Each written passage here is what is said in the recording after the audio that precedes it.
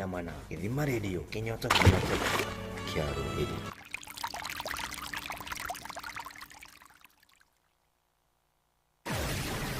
Eneoi utongoria moru ni wonje hari bururi we muthikiriria wina matata hari utongoria moru haria uri ndukamaireria gutukinyira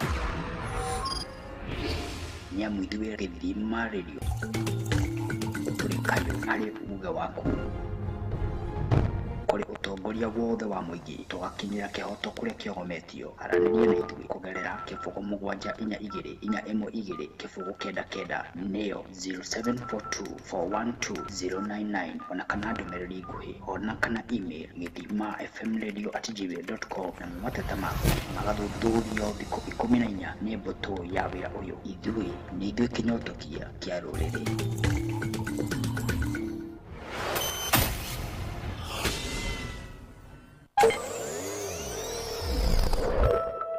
Twamũkĩra imwe kwa imwe kũgerera mũtambo-inĩ wa ũkinyanĩria Kiambu County, Thika, Gĩtuamba-inĩ kĩa Mananathi, tũkamũkĩra matũũra-inĩ kĩrĩma-inĩ gĩa Kĩrĩmambogo, Ladles, Kĩganjo, Athena, Luda, Thika Town, Wĩteirie, Kimbo, Juja, Githima Radio na nenda-inĩ ciothe cia ũkinyanĩria.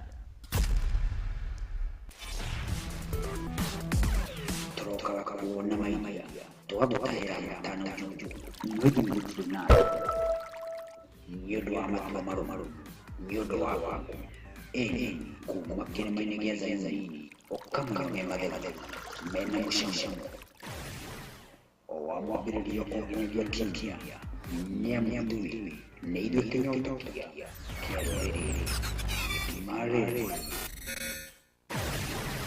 Eneoi utongoria moru ni wonje hari bururi we muthikiriria wina matata hari utongoria moru haria uri ndukamaireria gutukinyira nyamu ithuĩ Githima Radio tũrĩ kayũ hari uga waku kũrĩ ũtongoria wothe wa mũingĩ tũgakinyĩra kĩhoto kũrĩa kĩogometio aranĩria na ithuĩ kũgerera kĩbũgũ 742-412 kĩbũgũ 99 nĩyo 0742412099 ona kana ndũmĩrĩri nguhĩ ona kana email githimafmradio@gmail.com na mateta maku magathuthurio thikũ 14 nĩ mbũtũ ya wĩra ũyũ ithuĩ nĩ ithuĩ kĩnyotokia kĩa rũrĩrĩ.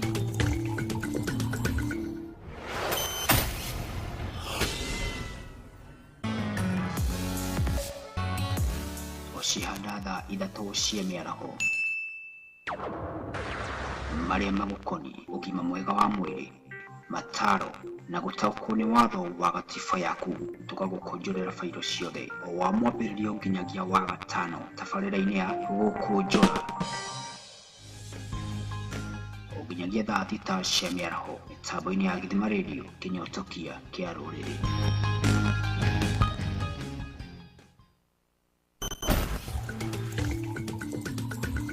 Magĩa ciana rũciũ rwitũ thaga maitũ. Githima Radio rĩu nĩ nginyu Gĩtuamba-inĩ kĩa Waru, Nyandarua County. Wĩ mwena wa Nyandarua, Soko Mjinga, Flyover, kwa haraka, Gĩthabai, Jabini, Gĩtambuci, Wanjohi, Mĩharatĩ, kwa Mũteng'ori, Lironi, Orborsat, kinyagia Rĩcaũ Fondo. Mũkĩnyotorwo nĩ maĩ kuma mĩkuru-inĩ ya Badea. Na ithuĩ Githima Radio tũkwenjeire gĩthima o hau haku nja harĩa ũrĩtahagĩrĩra kũgerera tabarĩra citũ mathaa 24 thimũ-inĩ yaku. Nyandarua County nĩ mũciĩ wa Githima Radio. Kĩhumo kĩa ũndũ o wothe nĩ kĩrĩ gĩtĩo kĩa mwanya. Ngumo ĩthiaga ĩgatiga mwene, na nĩkĩo ngumo na kĩhumo gĩa bũrũri wa makorobia ma haci ĩtangĩriganĩra. Gũkũ nĩkũ wĩ mwena wa Kĩrwara, Kĩhumbu-inĩ, Kandara, Kangarĩ, Kigumo Kabirwa Kiriaini Kabiti O ginyagia keno Eni na tugatobora ndobori ya maĩ matheru. Ciana na andũ agima mena rũtha rwa gũtahĩrĩra tabarĩra-inĩ citũ ciothe. Murang'a County, Gĩthima Radio, twĩkuo ta mateke ndaci-inĩ.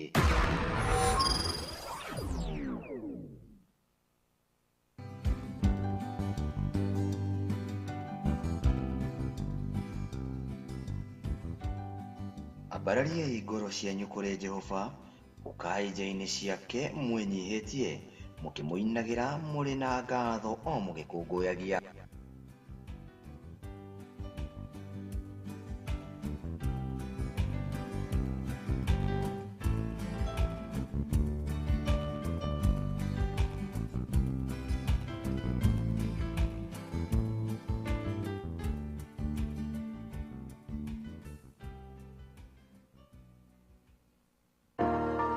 Tabarira ya gwĩtega Wacihanaga thita ciemeraho. tũgatega ngoro citũ kũrĩ Ngai.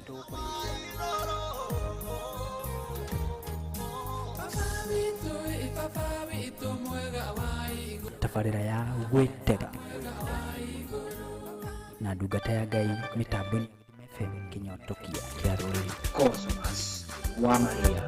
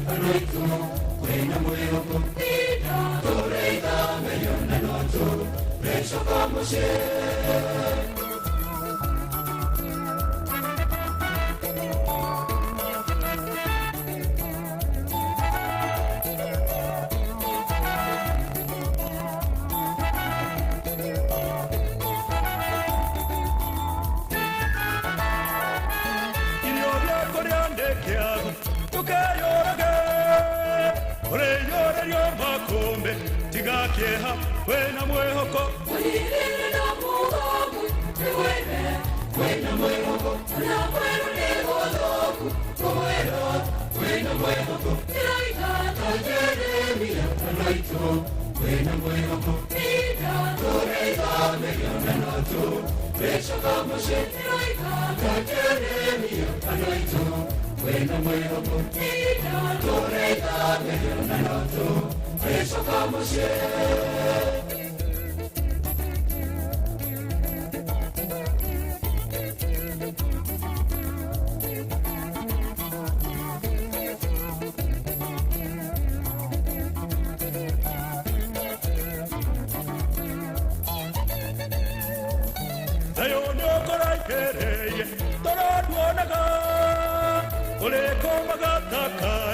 Okeneta, wena mwehoko. Nilina mugamu, niwene, wena mwehoko.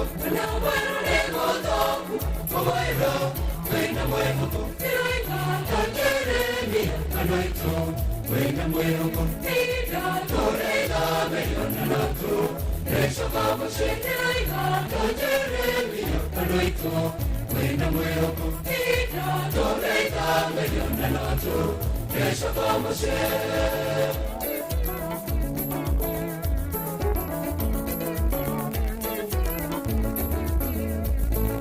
Rwimbo rwega muno muthikiriria mitambo-ini ya githima radio ino wa Tabarira ya Gukunjura. Karibu sana.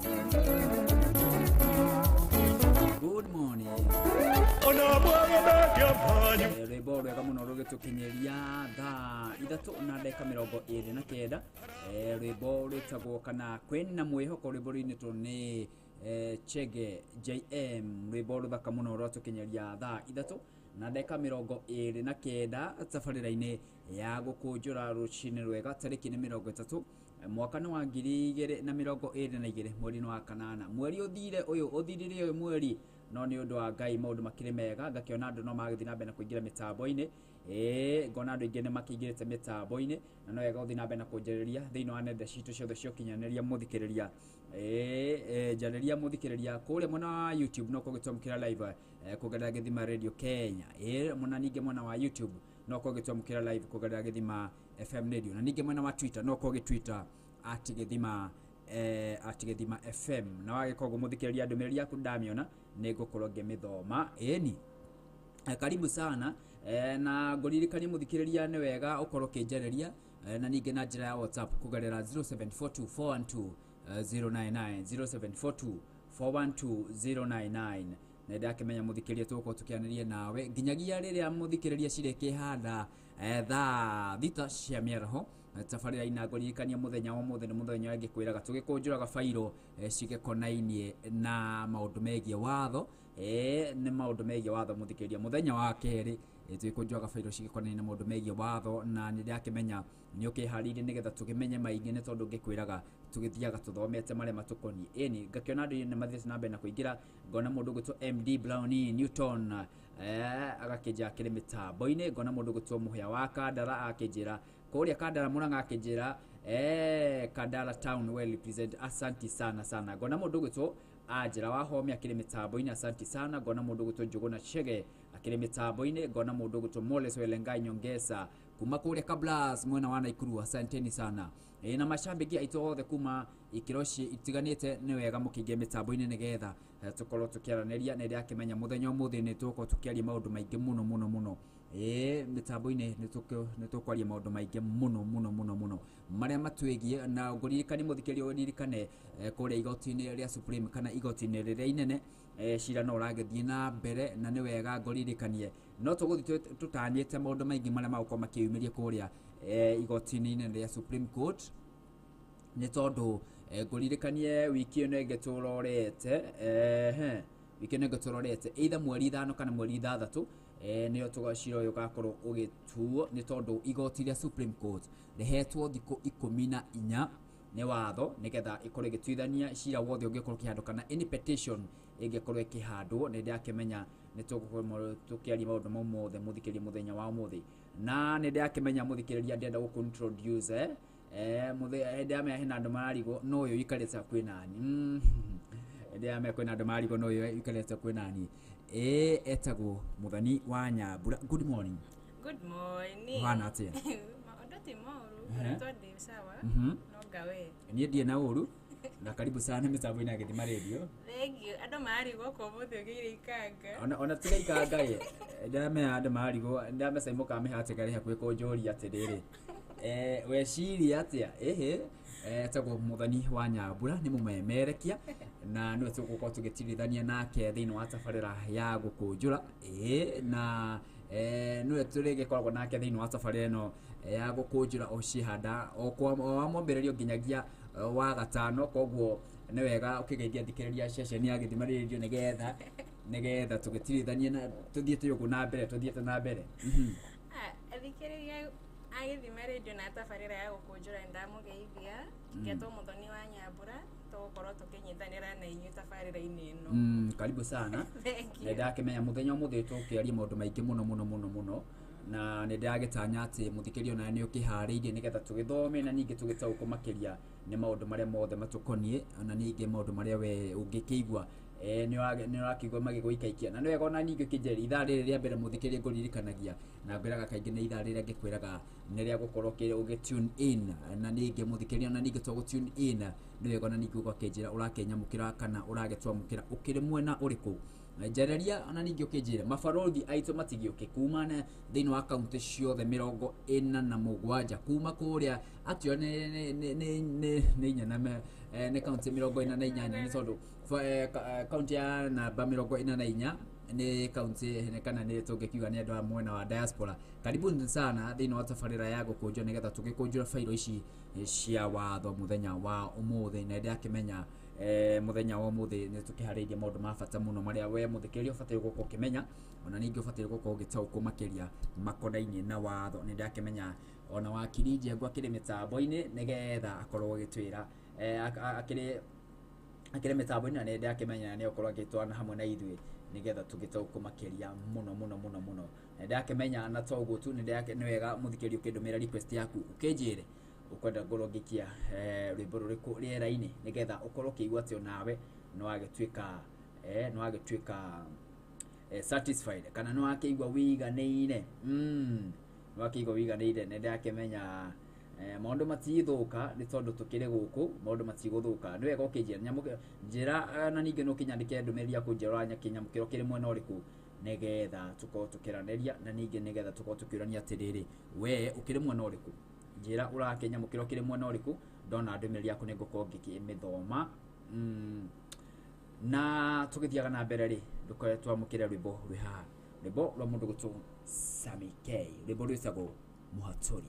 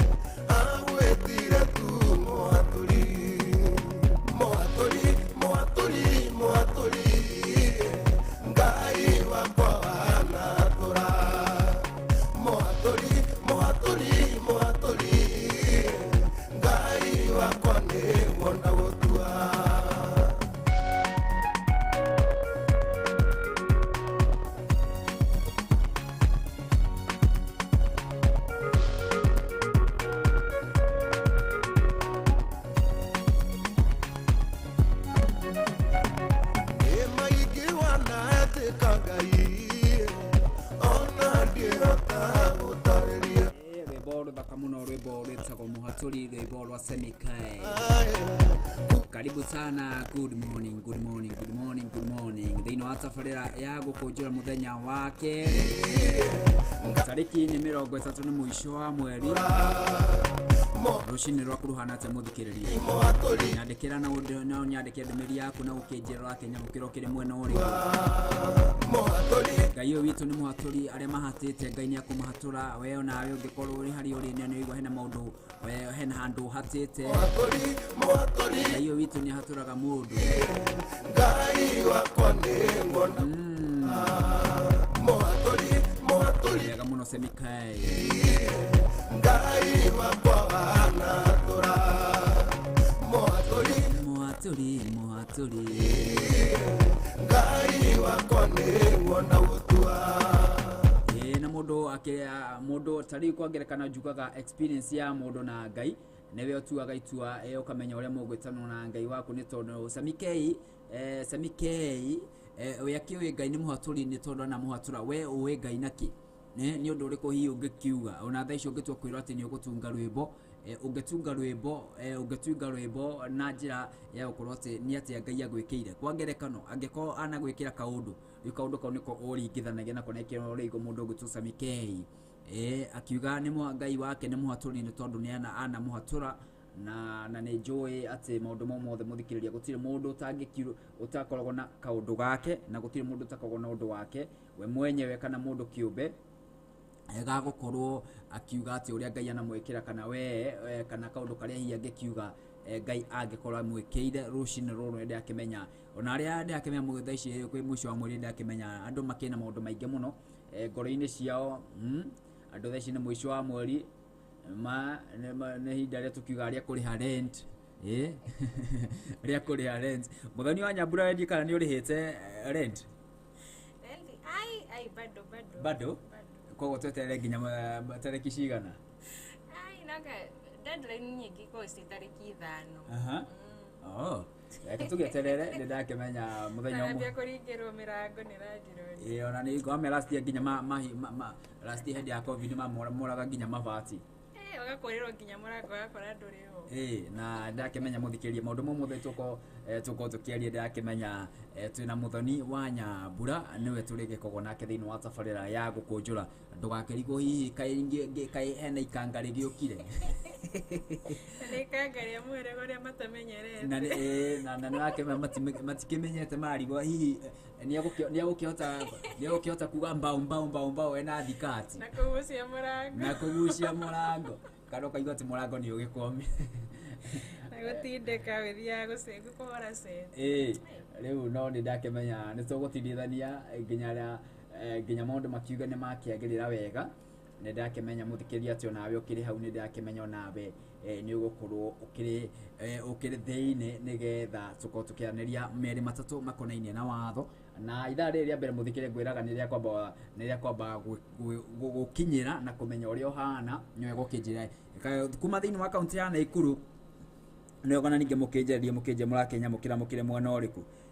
Kuma kũrĩa kaunti ya Naikuru kũrĩa kũndũ gũgwĩtwo Naivasha, andũ a Girigiri, gũthiĩ ũguo harĩa Kikopi, Nyama Choma, gũthiĩ ũguo Barũkũ, kũrĩa harĩa handũ ha gwĩtwo St Mary's, gũthiĩ ũguo kũrĩa kũndũ gũgwĩtwo Kanjuĩrĩ, gũthiĩ ũguo nginya harĩa handũ ha Mzee wa Nyama, Barnabas, harĩa free area, andũ a free area.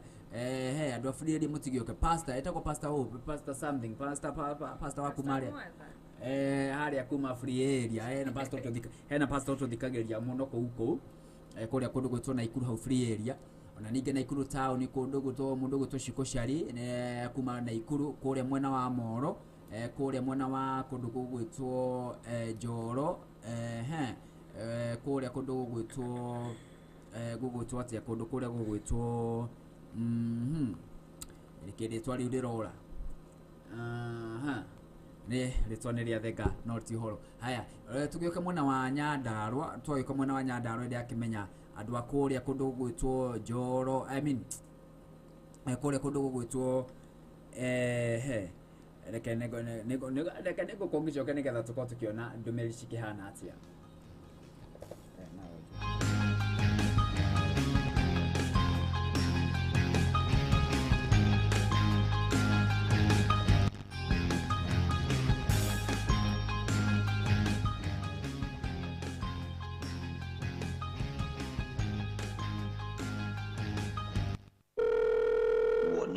ithui wina uge tabarĩra-inĩ citũ ciothe mathaa 24 aranĩria na ithui kugerera 0742412099 kana official email githimafmradio@gmail.com. ndũkamaĩrĩrie.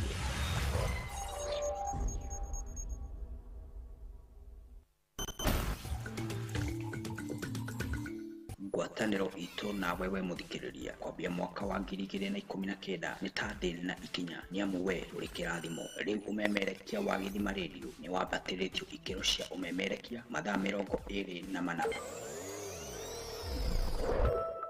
Ndũmĩrĩra tabarĩra citũ ciothe rĩu kũgerera rũrenda-inĩ rwa website ona kana nenda-inĩ citũ ciothe cia ũkinyanĩria. Githima Radio, ithuĩ nĩ ithuĩ kĩnyotokia kĩa rũrĩrĩ.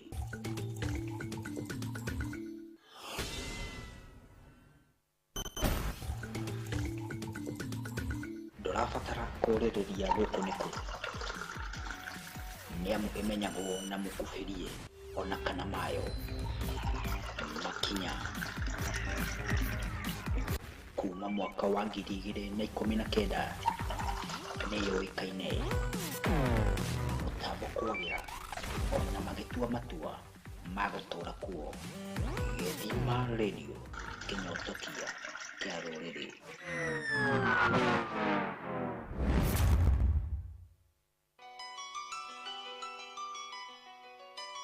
Ndũmĩrĩri ya thayũ kũrĩ bũrũri witũ wa Kenya. Marũa ma Paulo marĩa mandĩkĩirwo Timotheo wa mbere kamwari ka 2 kwanjia 1 nginya 2. Nĩ ũndũ wa ũguo ũrĩa ngwamba gũtarana nĩ atĩrĩrĩ, atĩ kũhoyagwo mahoya ma gũthaithanĩrĩra na ma kũhoyanĩra na ma gũcokeria Ngai ngatho nĩ ũndũ wa andũ othe, na makĩria atĩ kũhoyagĩrwo athamaki na arĩa othe maathanaga nĩgetha tũtũre na ũtheri ona twĩkindĩire tũgatĩĩa Ngai tũtarĩ na itherũ. Njĩtagwo Josephu wa Wanjirũ.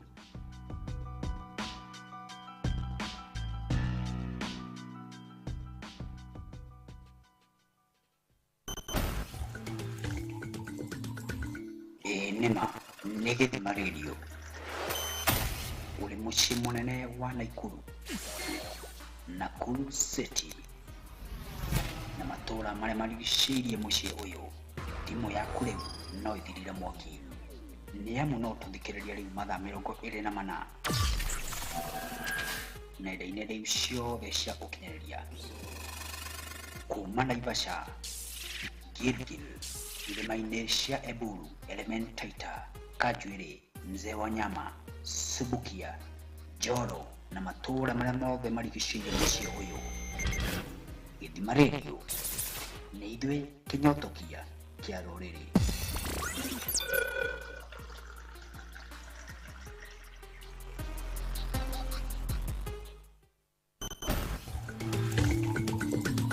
Githima kĩa ũthingu, githima kĩa ũtheru, githima kĩa gwĩtigĩri Ngai, githima gĩa kwĩrirĩria mĩthiĩre ya gũkenia Ngai.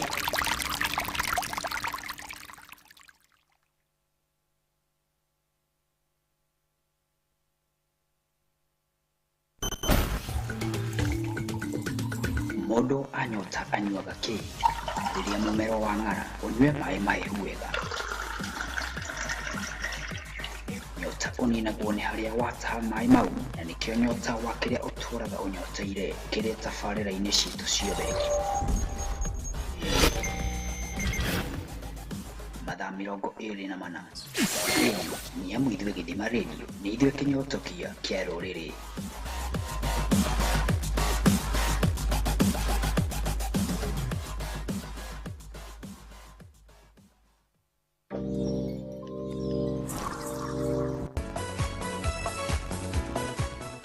We mũhũri wa biacara, wĩrekie rũthĩa rĩu wĩhande na ũcamba, nĩ amu kĩgara gĩa biacara nĩ gĩakinya biacara-inĩ yaku. Twarĩrie kũgerera kĩbũgũ 722-313-1 nĩyo 0742-313-091. Biacara yaku ĩtuĩke gĩtumĩro gĩa customer.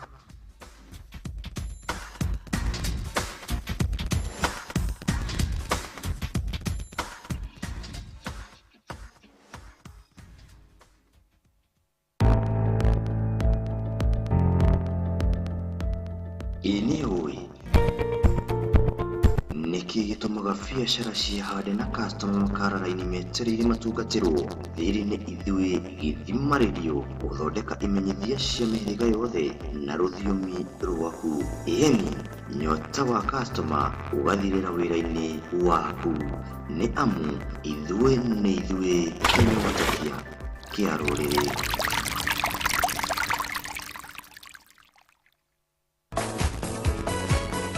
Kimuri gia biacara ni wonjoria uria ugucagiriria customer kuma ng'ongo na ng'ongo na utheri wa imenyithia.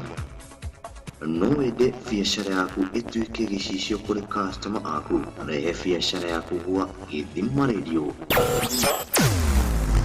Tunyotore customer ciaku na biacara yaku. Eni ithui ni ithui kinyoto kia rũrĩrĩ.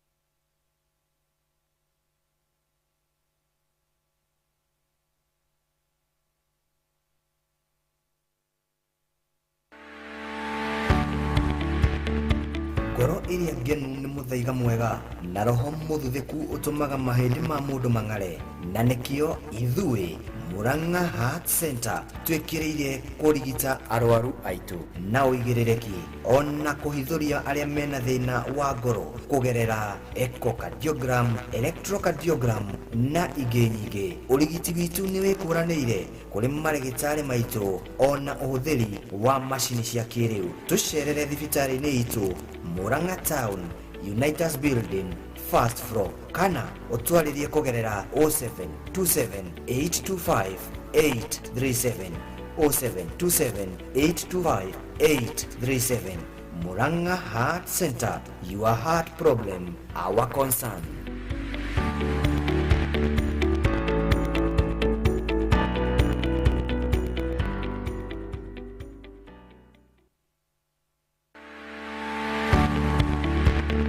A cheerful heart is good medicine, but a crushed spirit dries up the bones.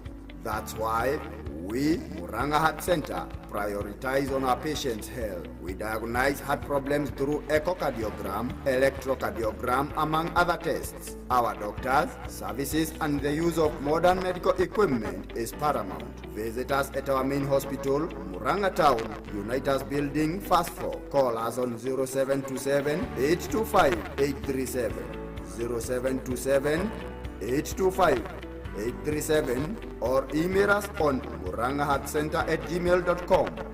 Murang'a Heart Center, your heart problem, our concern.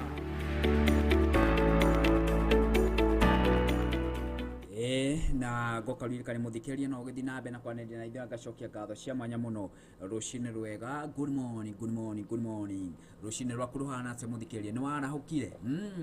Wega ũkĩnjarĩrio kĩnjĩra kĩnyamũkĩra ũkĩrĩ mwena ũrĩkũ, ngakĩona andũ no magĩthiĩ na kũingĩra na no mathiĩ na mbere na kũingĩra mĩtambo-inĩ. Ngona mũndũ ũgũtwo wa Maria Cosmas akĩnja good morning to you sir, akĩnja fix gũkũ no naniĩ ndĩ mĩtambo-inĩ tamateke dashine. Salute you guys.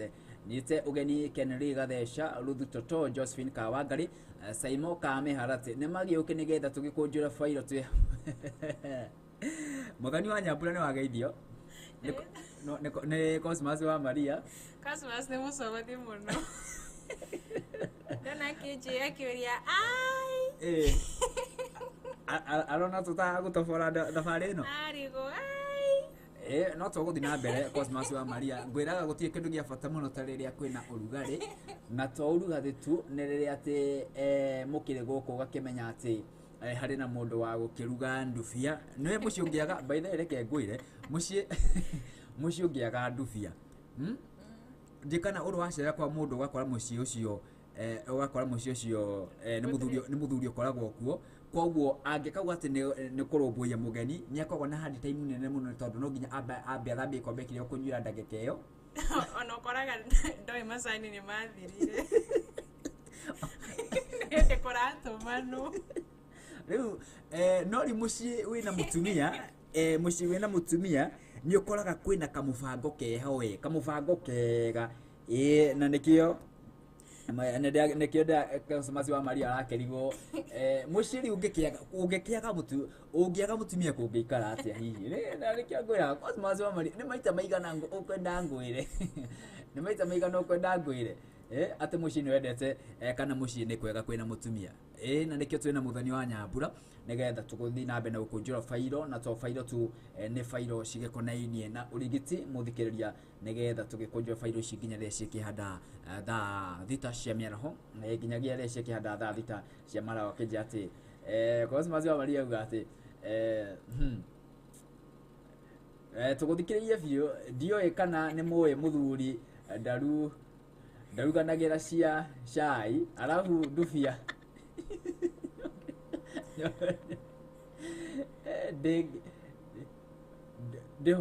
ndihoyagirwo niguo auga ndihoyagirwo kana auga atia muno Cosmas wa Maria ndakuona we ndakuona kuingira kamati ya roho chafu na kuingira thini wa kamati ya roho chafu no Tabarira na timu ino ndegwitikiria ndingigitikiria na ngekorwo nda guikata mateke ndashine ekuiguo ne wikare na mutaratara terere ya fagu wetere wewe kapo upangwe bwana kama upangwe bwana hapana si tunakaa namna hii hapana mambo tunaipeleka hivi mambo isiharibike huko mbele na ndakimenya nitwe kunjwa fairo ginya ria cireke hada tha thita cia meroho muthikiri no kinje wa Kenya mukiro kiri muno uriku na twina muthoni wa Nyambura na mumemere kindu gakirigo nuyu ukiriganite nani ni mumemerekia na ndakimenya muthoni wa Nyambura muthenya umuthi ndakimenya ni waigua uri relaxed waigua atia mitambo ni ri ritaria kuria mbere amia turaka na guku behind the scene nega feeling ke waka relax tio ungikorwo utanyite tikumaka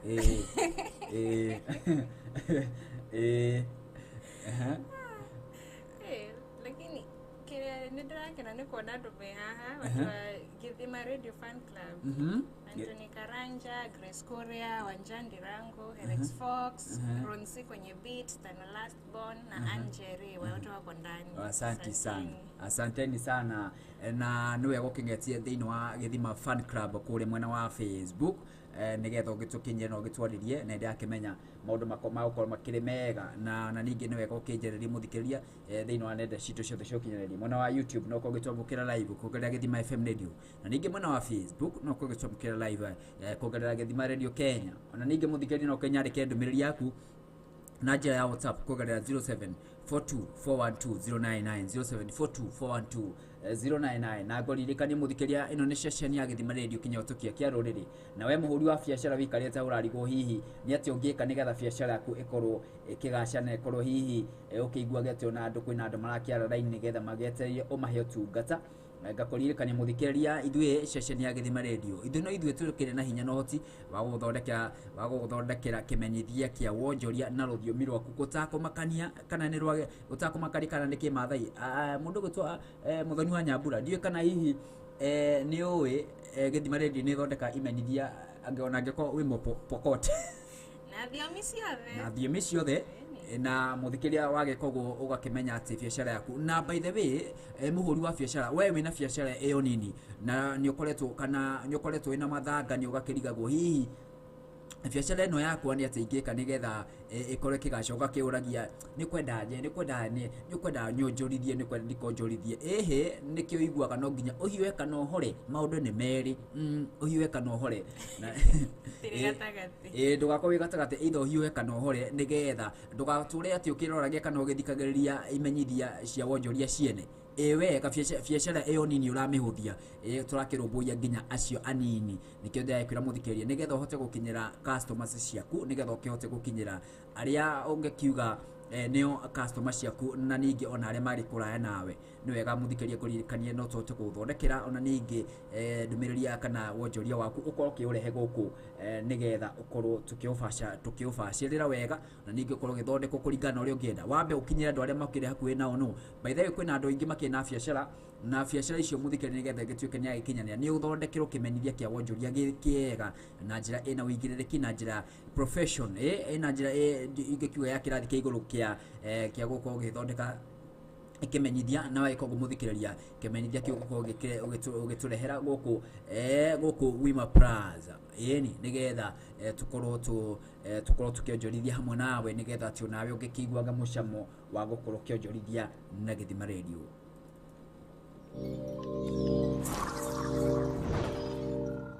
Wonjoria wothe riu uri thimu-ini iyo unyitite na guoko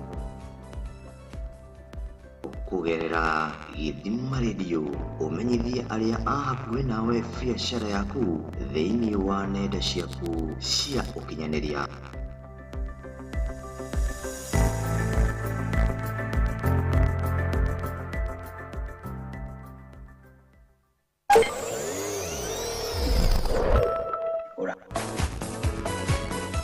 Kimuri gia biacara ni wonjoria uria ugucagiriria customer kuma ng'ongo na ng'ongo na utheri wa imenyithia. No wende biacara yaku ituike gicicio kuri customer aku, rehe biacara yaku gwa Githima Radio. Tunyotore customer ciaku na biacara yaku. Eni ithuĩ nĩ ithuĩ kinyoto kia rũrĩrĩ.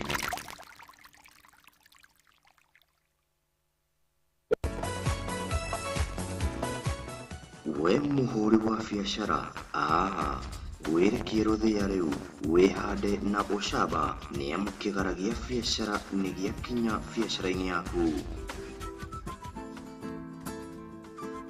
Twaririe kugerera kifugu 742-313-1 neo 0742-313-091. Biacara yaku ituike gitumiro gia customer.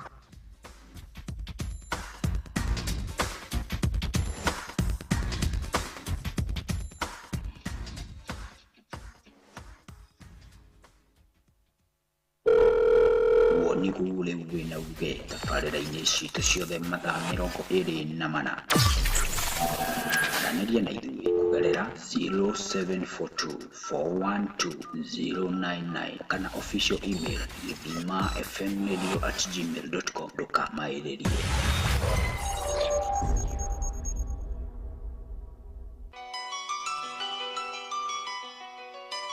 Ndũmĩrĩri ya thayũ kũrĩ bũrũri witũ wa Kenya. Marũa ma Paulo marĩa mandĩkĩirwo Timotheo wa mbere kamweri ka 2 kwanjia 1 nginya 2.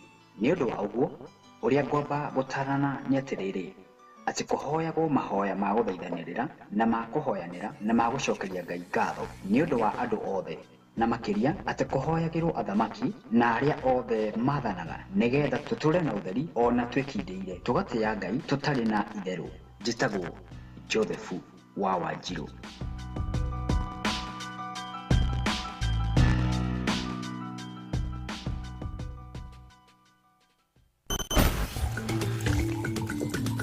Mũndũ anyota anyuaga kĩ rĩrĩa mũmero wa ng'ara ũnyue maĩ mahehu wega. Nyota ũninagwo nĩ harĩa wataha maĩ mau, na nĩkĩo nyota wa kĩrĩa ũtũraga ũnyoteire kĩrĩ tabarĩra-inĩ citũ ciothe.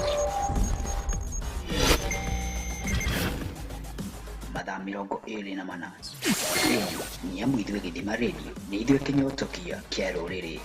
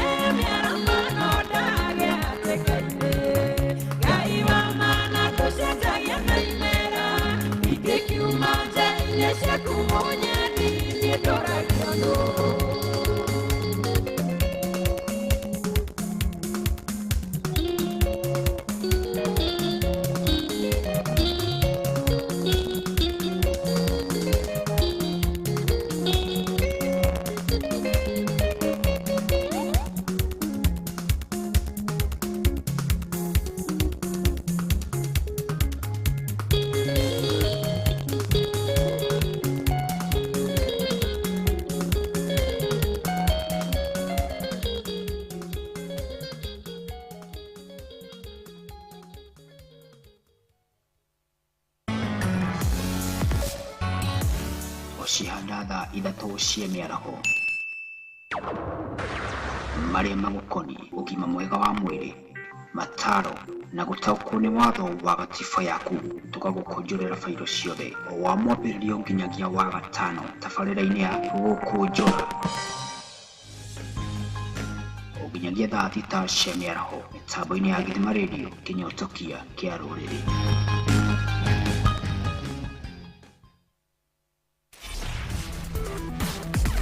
Tukakuona maimaya twagũkahera matano juju mwĩthĩ mũrutĩrĩ nayo nĩ ũndũ wa matua marũmarũ, nĩ ũndũ wa waku ĩni kuma kĩrĩma-inĩ gĩa Zayuni ũkamenya mathethema mena mũcamũcamo o wa mwambĩrĩrio kũnginyagia kikia nĩ amwathuĩ nĩ ithuĩ kĩnyotokia kĩa rũrĩrĩ. Marĩ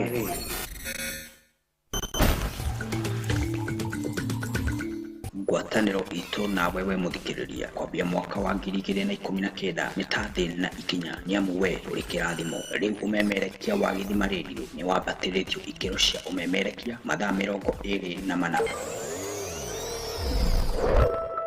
Ũmĩrĩra tabarĩra ciitũ ciothe rĩu kũgerera rũrenda-inĩ wa website ona kana nenda-inĩ ciitũ ciothe cia ũkinyanĩria. Githima Radio, ithuĩ nĩ ithuĩ kĩnyotokia kĩa rũrĩrĩ.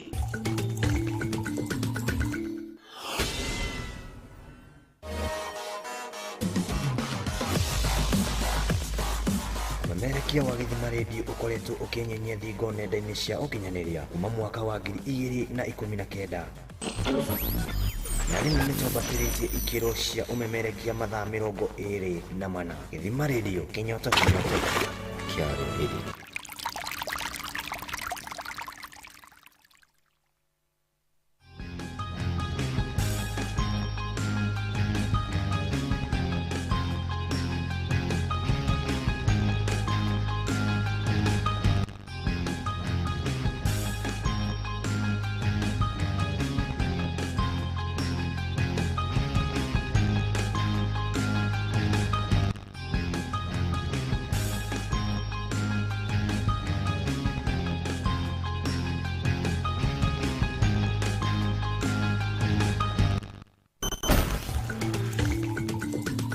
gĩthima kĩa ũthingu, gĩthima kĩa ũtheru, gĩthima kĩa gwĩtigĩri Ngai, gĩthima gĩa kwĩrirĩria mĩthiĩre ya gũkenia Ngai.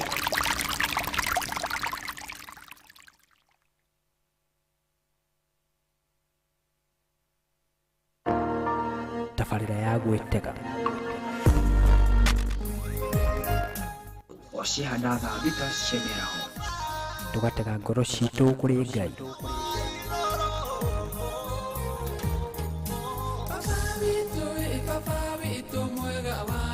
Tabarira ya gwĩtega na ndungata ya Ngai mĩtambo-inĩ ya Gĩthima FM Kĩnyotokia kĩa rũrĩrĩ. Cosmas wa Maria.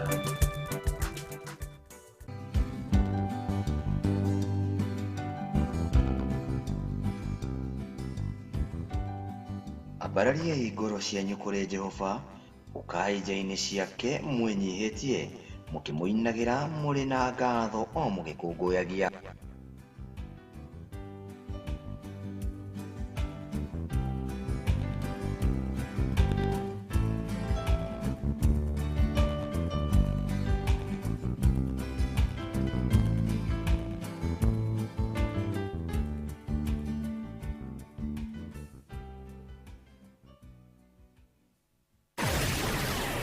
Gĩthima Radio rĩu nĩ nginyu gĩtuamba-inĩ kĩa waru, Nyandarua County, wĩ mwena wa Nyandarua, Soko Mjinga, Flyover, kwa haraka, Gĩthabai, Jabini, Gĩtambuci, Wanjohi, Mĩharati, kwa Mũteng'ũri, Lironi, Orborsat, kinyagia Rĩcaũ-Fondo. Mũkĩnyotorwo nĩ maĩ kuma mĩkuru-inĩ ya Aberdare, na ithuĩ Gĩthima Radio tũkwenjeire gĩthima o hau haku nja harĩa ũrĩtahagĩrĩra kũgerera tabarĩra citũ mathaa 24 thimũ-inĩ yaku. Nyandarua County nĩ mũciĩ wa Gĩthima Radio.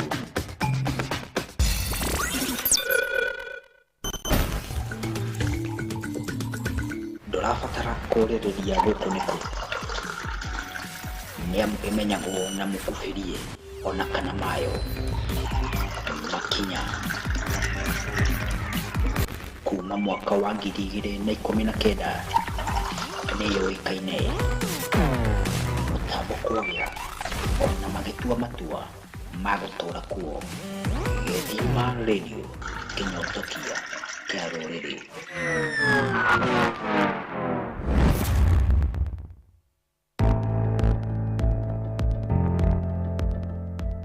Ini oi niki gĩtũmaga biacara cihande na customer makarara-inĩ metereire matungatĩrwo. Thirĩ nĩ ithuĩ Gĩthima Radio gũthondeka imenyithia cia mĩhĩrĩga yothe na rũthiomi rwaku. Ĩni nyota wa customer ũgathirĩra wĩra-inĩ waku, nĩ amu ithuĩ nĩ ithuĩ Kĩnyotokia kĩa rũrĩrĩ.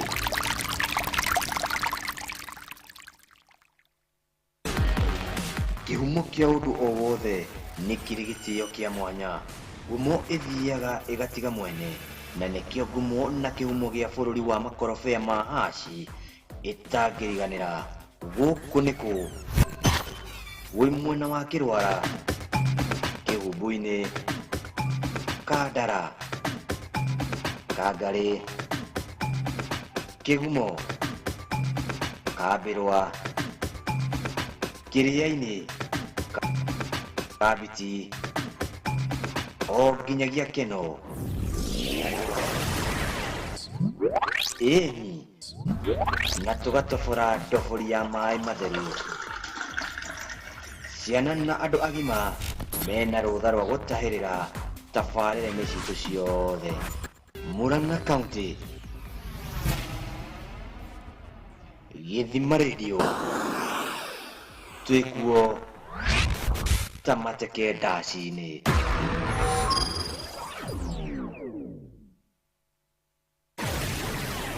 Nĩ ũĩ ũtongoria mũũru nĩ wonje harĩ bũrũri. We mũthikĩrĩria wĩna mateta harĩ ũtongoria mũũru harĩa ũrĩ, ndũkamaĩrĩrie gũtũkinyĩra. ni amu ithuĩ Gĩthima Radio tũrĩ kayũ harĩ uga waku kũrĩ ũtongoria wothe wa mũingĩ tũgakinyĩra kĩhoto kũrĩa kĩogometio. Aranĩria na ithuĩ kũgerera kĩbũgũ 722 kĩbũgũ 99 nĩyo 0742412099 ona kana ndũmĩrĩri nguhĩ ona kana email githimafmradio@gmail.com na mateta maku magathuthurio thikũ 14 nĩ mbũtũ ya wĩra ũyũ. Ithuĩ nĩ ithuĩ kĩnyotokia kĩa rũrĩrĩ.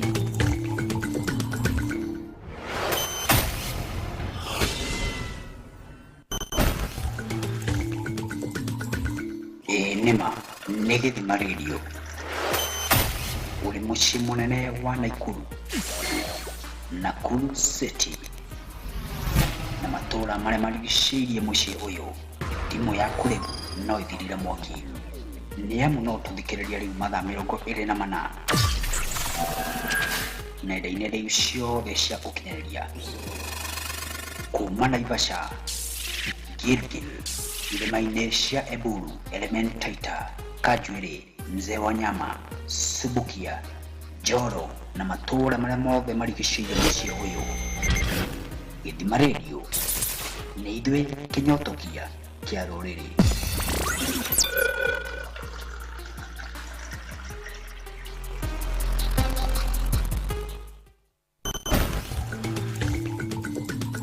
Gĩthima gĩa ciana rũciũ rwitũ mathaga maitũ.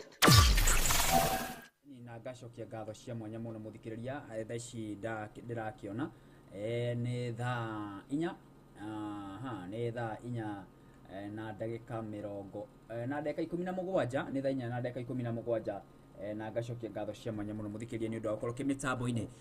Tũgĩthiĩ na mbere na gũkũnjũra fairo ngetwo Joseph wa Wanjirũ na ngetwo Mũthoni wa Nyambura na tena Mũthoni wa Nyambura mĩtambo-inĩ mũthikĩrĩria. Tũgĩthiĩ na mbere na gũkũnjũra fairo cigĩkonainie na kana fairo cigĩkonainie na nĩ fairo cia watho na ndĩrakĩmenya mũthikĩrĩria atĩ nawe nĩ ũkĩrĩ hau nĩgetha tũgĩthiĩ na mbere na gũkũnjũra fairo na ngakĩona andũ no magĩthiĩ na mbere na kwĩyandĩkithia na ngacokia ngatho cia mwanya mũno nĩ inyuothe mũkĩrĩ mĩtambo-inĩ. Asanteni sana nĩ ũndũ wa gũkorwo mũkĩrĩ mĩtambo-inĩ na ngacokia ngatho cia mwanya ngakĩmenya no mũragĩthiĩ na mbere mũkĩiguĩte nesa. Ũrĩ mũthenya wa kerĩ tarĩki nĩ 30 mweri wa kanana mwaka wa 2022 na ngacokia ngatho cia mwanya mũno ngacokia ngatho cia mwanya nĩ ũndũ wa gũkorwo kĩrĩ mĩtambo-inĩ na ningĩ gũkorwo gĩthiĩte na mbere gũkorwo kĩanĩria hamwe nawe na ndakĩmenya mũthikĩrĩria atĩ nawe harĩa ũrĩ ndĩrakĩmenya kũrĩa ũrĩ ndakĩmenya nawe maũndũ maku no magĩthiĩte wega ngakĩona andũ no magĩthiĩ na mbere na kwĩyandĩkithia na nĩ wega ndikana mwena waku nĩ wega makĩingĩire mwena ũcio waku wa Facebook nĩ wega ũkĩnjĩre nĩ igana na marauga atĩa maratwamũkĩra marĩ mwena ũrĩkũ mũndũ ũgwĩtwo Mũthoni wa Nyambura. Mũndũ ũretwo John wa Mwangi arauga ako ndani aciagĩrĩra njĩra ya Kawaru agera Kawaru ndakũria mũndũ ũyũ andũ arĩa iguaga matũra mahũraga mũndũ ceka rĩu ngĩtua kũyũria agera Kawaru nĩkĩrĩ agera Kawaru anaibonekana huku ona ndaonekana nĩ sawa nĩ John twakuona kũrĩa wagera Kawaru no ti ũhoro ti ũhoro atirĩ na thĩna no sawa na ngakĩona andũ no magĩthiĩ na mbere na kwĩyandĩkithia na mũthikĩrĩria nĩ wega ngũririkanie nĩ wega ũgĩtwarĩrie thĩinĩ wa nenda citũ ciothe cia ũkinyanĩria mwena wa YouTube no kũgĩtwamũkĩra live kũgerera Gĩthima FM Radio na ningĩ mwena wa Facebook no kũgĩtwamũkĩra live kũgerera Gĩthima Radio Kenya ona ningĩ mwena wa Twitter no kũgĩtweet @Gĩthima FM no weka mũthikĩrĩria ndũmĩrĩri yaku nĩ ngũmĩona ndĩrona nĩ nguonete mũndũ gwĩtwo Mũhĩa wa Kandara akĩrĩ kũrĩa mwena wa Murang'a county gakĩnjĩra well represented Cosmas wa Maria onake akĩrĩ mĩtambo-inĩ ngona mũndũ gwĩtwo MD Brownie Newton gakĩnja kahawa sukari kahawa sukari akĩnja akĩrĩ mĩtambo-inĩ Morris Welengai Nyongesa thank you mũno nĩ ũndũ wa gũkorwo kĩ mĩtambo-inĩ Njũgũna Chege akĩ mĩtambo-inĩ Benson MC Mugulo kuma kũrĩa Meru akĩ mĩtambo-inĩ Anjĩra wa Home akĩ mĩtambo-inĩ ona mũndũ gwĩtwo Aithi akĩ mĩtambo-inĩ akĩ mĩtambo-inĩ na ngacokia ngatho cia mwanya mũno nĩ inyuothe mũkĩrĩ mĩtambo-inĩ mũthikĩria tarĩki mirongo ĩtatũ kana mũico wa mweri ũrĩa tũngĩkiuga nĩ harĩa tũkiugaga mũthikĩrĩria nĩ harĩa andũ makorwo magĩetereire thendi nao marandironi magakorwo magĩetereire mĩcara na kĩu nĩkĩo kĩhoto kĩao na ndakĩmenya mũthikĩrĩria tũkorwo tũkĩanĩria wega twĩna mũthoni wa nyambo tũgĩthiĩ na mbere na gũkũnjũra bairũ cigĩkonainie na watho na ningĩ nĩ maũndũ marĩkũ maya mũthikĩrĩria twakorwo tũkĩrora cikĩhanda thaa 4:30 mũthikĩrĩria cikĩhanda thaa 4 na tũgũkorwo tũkĩrora maũndũ mau na mangĩ maingĩ na nĩ wega ngũririkani mũthikĩrĩria atĩ nĩ wega ũthiĩ na mbere na gũkorwo ũkĩgĩte na ihinda rĩa gũkorwo by the way mũthoni wa nyambura ndiũĩ kana nĩ ũĩ tene andũ arĩa tũngĩkiuga mahũraga mbica metagwo andũ a mbica makona mwithikiri na makona getagwo kanjikiri Cosmas wa Maria ndiũĩ kana andũ akwanyu mũndũ ũrĩa wahũraga mbica kwanyu tene athiaga nake kana etagwo atĩa either nĩ agĩkorwo athiĩ gũthiĩ na kanjikiri no gagĩkora andũ aya by the way mbica tene ciakoragwo na kĩndũ gĩtagwo negative ka negative gakona thutha na mbica ingĩatuire nĩ yahĩa ka negative kau no athio akarutithia mbica ingĩ no thikũ ici maũndũ nĩ macenjetie na nikio muthikiriria ngũkũririkania na ngwĩra atĩ Flix Studios makĩrĩ ha nĩ ũndũ waku na ngwĩra andũ aya nĩ andũ makĩũhĩgĩrĩire nĩ andũ magĩthiĩte kĩrathi magathoma makohĩgĩrĩra makagĩa na experience ya gũkorwo atĩ no meke kĩndũ gĩtagwo video coverage atĩ ũhiki waku mũthikĩrĩria atĩ no wende hihi kwa ngerekano tũkĩingĩra weekend ĩno tũkĩrorete kwĩna andũ magakorwo magĩka ũhiki nĩ wega ngũririkania atĩ nĩ wega ũkorwo ũkĩnyitanĩra na Flix Studios kuona aya nĩ andũ makĩũhĩgĩrĩire nĩ makĩhũthĩra kamera cia kĩrĩu na to kamera cia kĩrĩu by the way nĩ andũ makĩhotaga gũkorwo atĩ no mahote gũgũthondekera event kana function yaku kugemia igongona rĩaku na to kugemia tu atĩ gũtigĩrĩra gũtirĩ moment ona ĩmwe thĩinĩ wa igongona rĩaku rĩahĩtũka nĩkĩ nĩ tondũ na kamera ciao mũthikĩrĩria ngũririkania nĩ kamera cia kĩrĩu nĩ kamera iria ingĩkiuga mũthikĩrĩria mathiaga mekuĩire kana marĩ mena kĩndũ gĩtagwo backup ya atĩ ona thitima cingĩtua kũra igongona rĩtingĩaga gũthiĩ na mbere atĩ kamera ndĩkũrekondi acio nĩ andũ mathiaga mekuĩire indo ciao nĩgetha matige igongona rĩaku rĩtinabaca kana rĩa tebeba na nĩkĩo ndĩrakũririkania mũthikĩrĩria na to ũguo tu nĩ wega ngũririkania gũtirĩ kĩndũ gĩkoragwo gĩa bata tũkĩmenya atĩ mbica ciaku kana ũhiki waku mũthikĩrĩria either kana nĩ video ĩyo nĩ theru wega mũgambo nĩ waiguĩkana wega Flix Studio nĩ makĩũhĩgĩrĩire maũndũ-inĩ maya mothe na nĩkĩo ndĩrakwĩra mũthikĩrĩria ũkĩanĩria nao nĩgetha makorwo magĩkũgwata kana mũkorwo mũkĩrutithania wĩra nao na nĩgetha ndũkanakinya handũ ũkĩũria uge atĩrĩrĩ niĩ ndetete mũndũ cia mbica aya nĩ professionals na twahũri mbica by the way they are photographers professional photographers aya nĩ andũ mathiĩte kĩrathi magathoma na ngũririkania mũthikĩrĩria gũtirĩ kĩndũ gĩa bata mũno ta rĩrĩa ũrarutithania wĩra na professional nĩ tondũ nginya itĩo cia mĩarĩria na cia maũndũ mayo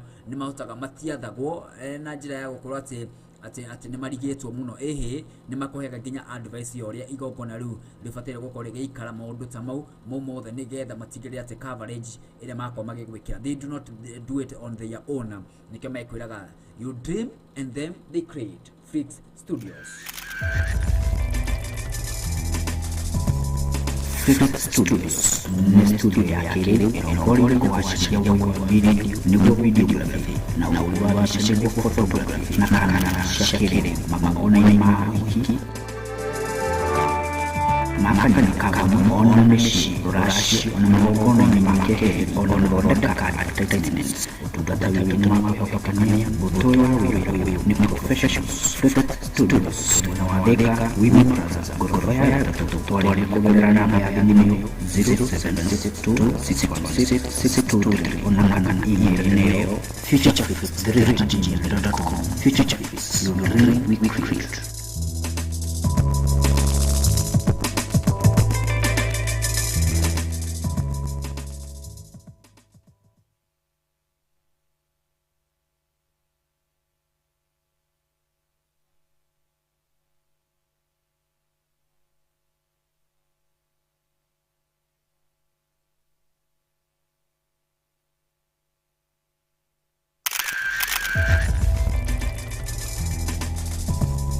Flix Studios nĩ studio ya kĩrĩu ĩrongoreirie kũhacĩria ũhoro wa video nĩguo videography na ũhoro wa mbica nĩguo photography na kamera cia kĩrĩu magongona-inĩ ma ũhiki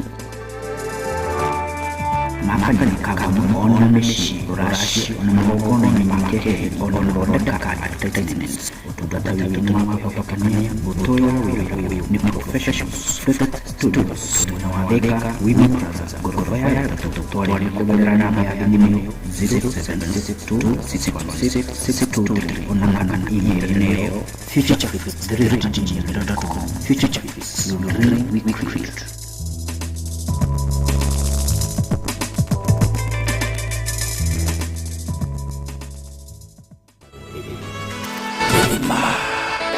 Mari, mari, mari, mari, mari, mari, mari,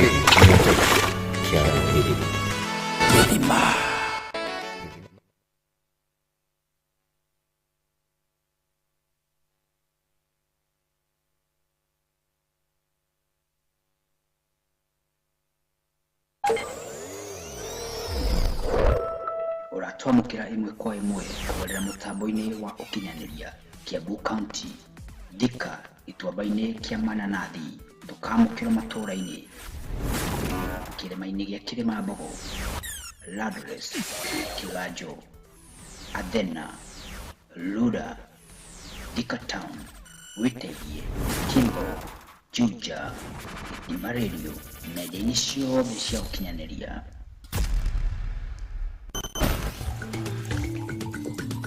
Modo anyota anyuaga kĩ rĩrĩa mũmero wa ng'ara ũnyue maĩ mahehu wega. Nyota ũninagwo nĩ harĩa wataha maĩ mau na nĩkĩo nyota wa kĩrĩa ũtũũraga ũnyoteire kĩrĩ tabarĩra-inĩ citũ ciothe. Mathaa 24 nĩ amu ithuĩ Gĩthima Radio nĩ ithuĩ kĩnyotokia kĩa rũrĩrĩ.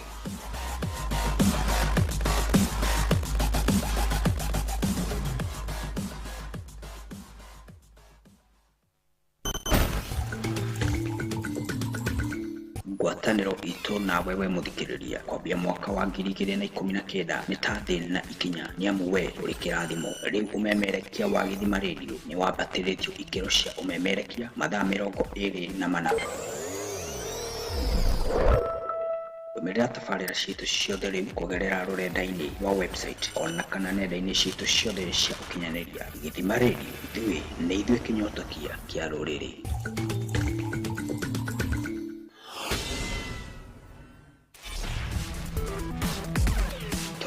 Kuona maimaya twagũtahĩra matano juju mwĩthĩ mũthuru nawe nĩ ũndũ wa matua marũmaru nĩ ũndũ wa waku ĩni kuma kĩrĩma-inĩ gĩa Zayuni ũkamũnyue mathemathema mena mũcamo o wa mwambĩrĩrio kũnginyagia kikia nĩ amu ithuĩ nĩ ithuĩ kĩnyotokia kĩa rũrĩrĩ.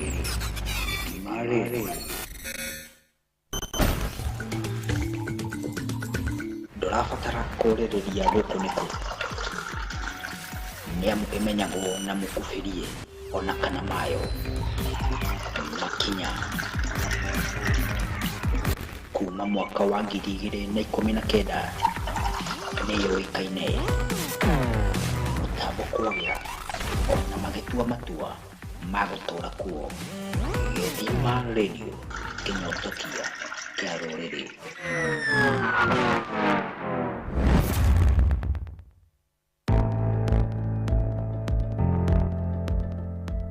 Ini oi niki gitumaga biacara cihande na customer makarara-ini metereire matungatĩrwo. Thiri nĩ ithuĩ Gĩthima Radio gũthondeka imenyithia cia mĩhĩrĩga yothe na rũthiomi rwaku. Ĩni nyota wa customer ũgathirĩra wĩra-inĩ waku nĩ amu ithuĩ nĩ ithuĩ kĩnyotokia kĩa rũrĩrĩ.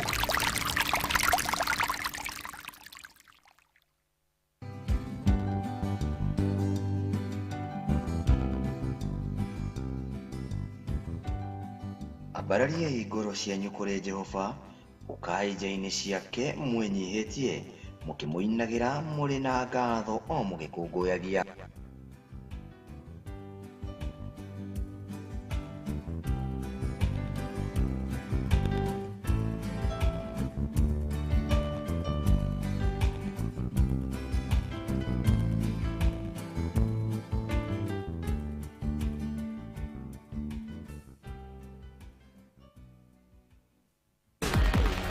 Kihumo kia undu o wothe ni kiri gitio kia mwanya. Ngumo ithiaga igatiga mwene, na nikio ngumo na kihumo gia bururi wa makorobea ma haci itangiriganira. Guku niku wi mwena wa Kirwara, Kihumbu-ini, Kandara, Kangari, Kihumo, Kambirwa, Kiria-ini, Kabiti, o nginyagia Keno. Ĩni na tugatobora ndobori ya maĩ matheru. Ciana na andũ agima mena rũtha rwa gũtahĩrĩra tabarĩra-inĩ citũ ciothe.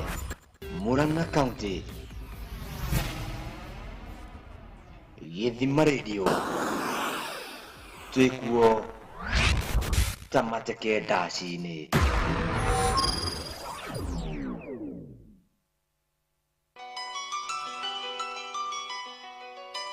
Ndũmĩrĩri ya thayũ kũrĩ bũrũri witũ wa Kenya. Marũa ma Paulo marĩa mandĩkĩirwo Timotheo wa mbere kamweri ka 2 kwanjia 1 nginya 2.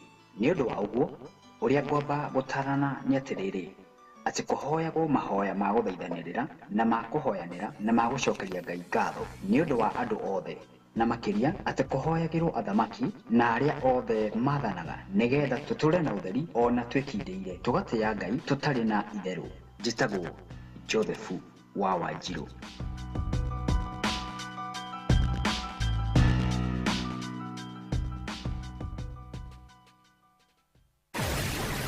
Nĩ ũĩ ũtongoria mũũru nĩ wonje harĩ bũrũri. We mũthikĩrĩria wĩna matata harĩ ũtongoria mũũru harĩa ũrĩ, ndũkamaĩrĩrie gũtũkinyĩra. Nĩamu ithuĩ Gĩthima Radio tũrĩ kayũ harĩ uge waku kũrĩ ũtongoria wothe wa mũingĩ, tũgakinyĩra kĩhoto kũrĩa kĩogometio. Aranĩria na ithuĩ kũgerera 07424112 099 nĩyo 0742412099, ona kana ndũmĩrĩri nguhĩ ona kana email githimafmradio@gmail.com, na mateta maku magathuthuragio thikũ 14 nĩ mbũtũ ya wĩra ũyũ. Ithuĩ nĩ ithuĩ kĩnyotokia kĩa rũrĩrĩ.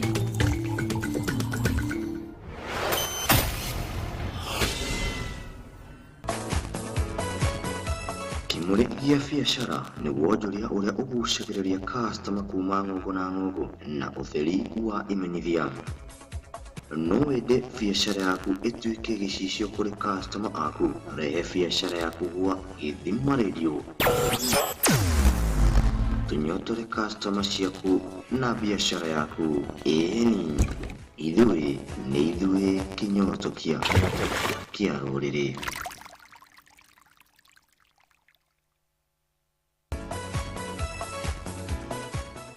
We mũhũri wa biacara, wĩrekie rũthĩa rĩu wĩhande na ũcamba, nĩamu kĩgara gĩa biacara nĩ gĩakinya biacara-inĩ yaku. Twarĩrie kũgerera 0742-313-119 nĩyo 0742-313-091. Biacara yaku ĩtuĩke gĩtumĩro gĩa customer.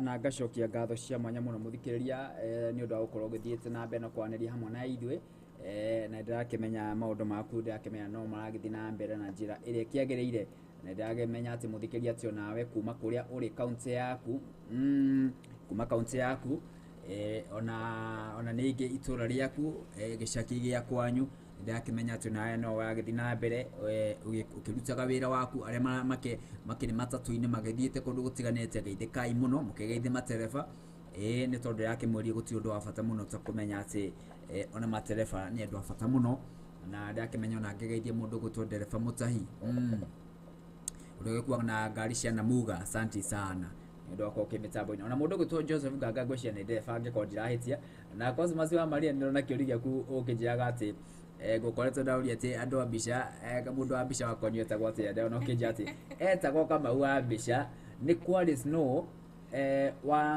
ni Quality Snow na Sambaya mahuthagira maithikiri ndune alafu mbica ciarutithagio mukwa waihuraga wothe ndaririkana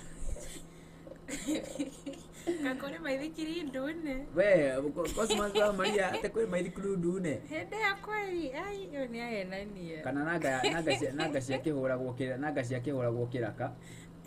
Kana cia kihuro rangi negetha ikionekane na ngacokia ngatho cia mwanya muno ngetwo Joseph wa Wanjiru. Ningetwo muthoni wa Nyambura. Na twina muthoni wa Nyambura ndi akimenya muthoni wa Nyambura ni andu igana makingite muno cio wa thiini wa mwena wa Facebook. Na Facebook ndirona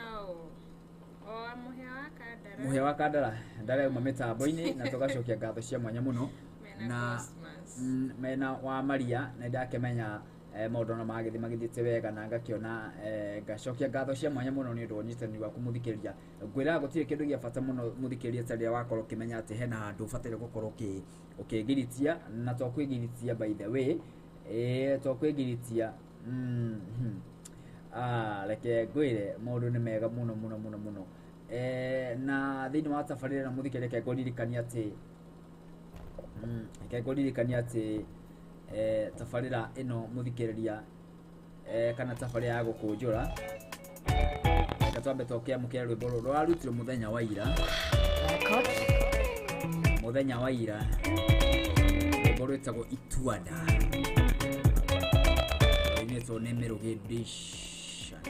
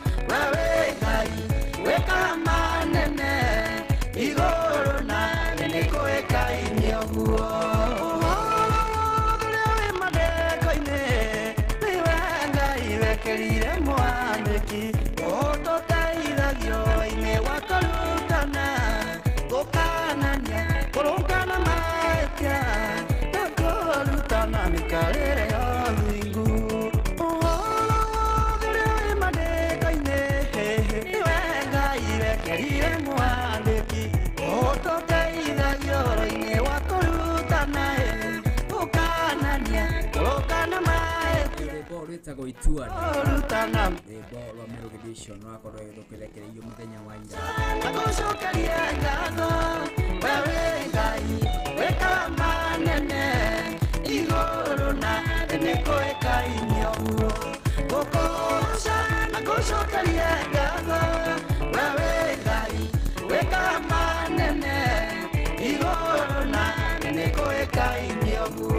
It's a brand new boro thaka muno rwimbo rwitagwo Ituada rwa Mĩrũgĩ Edition.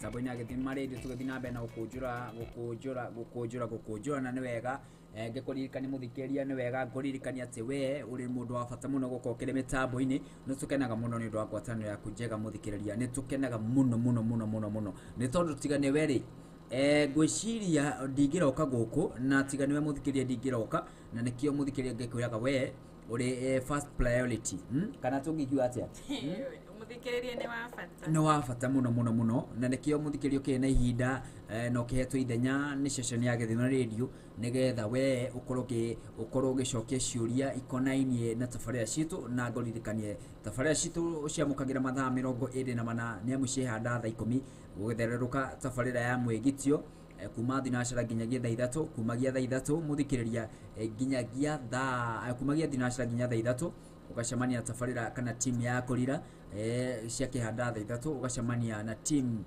Gukunjura cia kihanda thaa 6 ugacemania na Gwitega nginyagia thaa 8 cia handa thaa 8 ugacemania na team Gwifarita oguo muthikiriria nginyagia haria thaa 2 mohoro-ini muthikiriria na cia kihanda thaa 3 muthikiriria cia handa thaa 2 ugakireherwo mohoro turi andikitwo mohoro magathi na mbere na gutumathira mohoro na toguo tu muthikiriria ngoririkania ati ni wega ukorwo kiririkana ati thini wa tabarira kana cia kihanda thaa 2 ni uri kihotaga gukokiamukira utauku wa riboti citu cia mwanya cia kihanda thaa 3 muthikiriria cia utuku team Kingaratu nao magagikorwo makire haha oguo nginya muthenya wa kiumia muthikiriria tabarira citu ciothe ni ciembembaime na nikio ndia kuria muthikiriria hi wina woni ona kana matata megi tabarira citu hihi no ukorwo kienda hi tabarira citu ikorwo ikiheo wathi ungi mweru ni wega ukorwo gitwandikira ndumiriri yaku na njira ya email utwande kana kiambitie na matata kana woni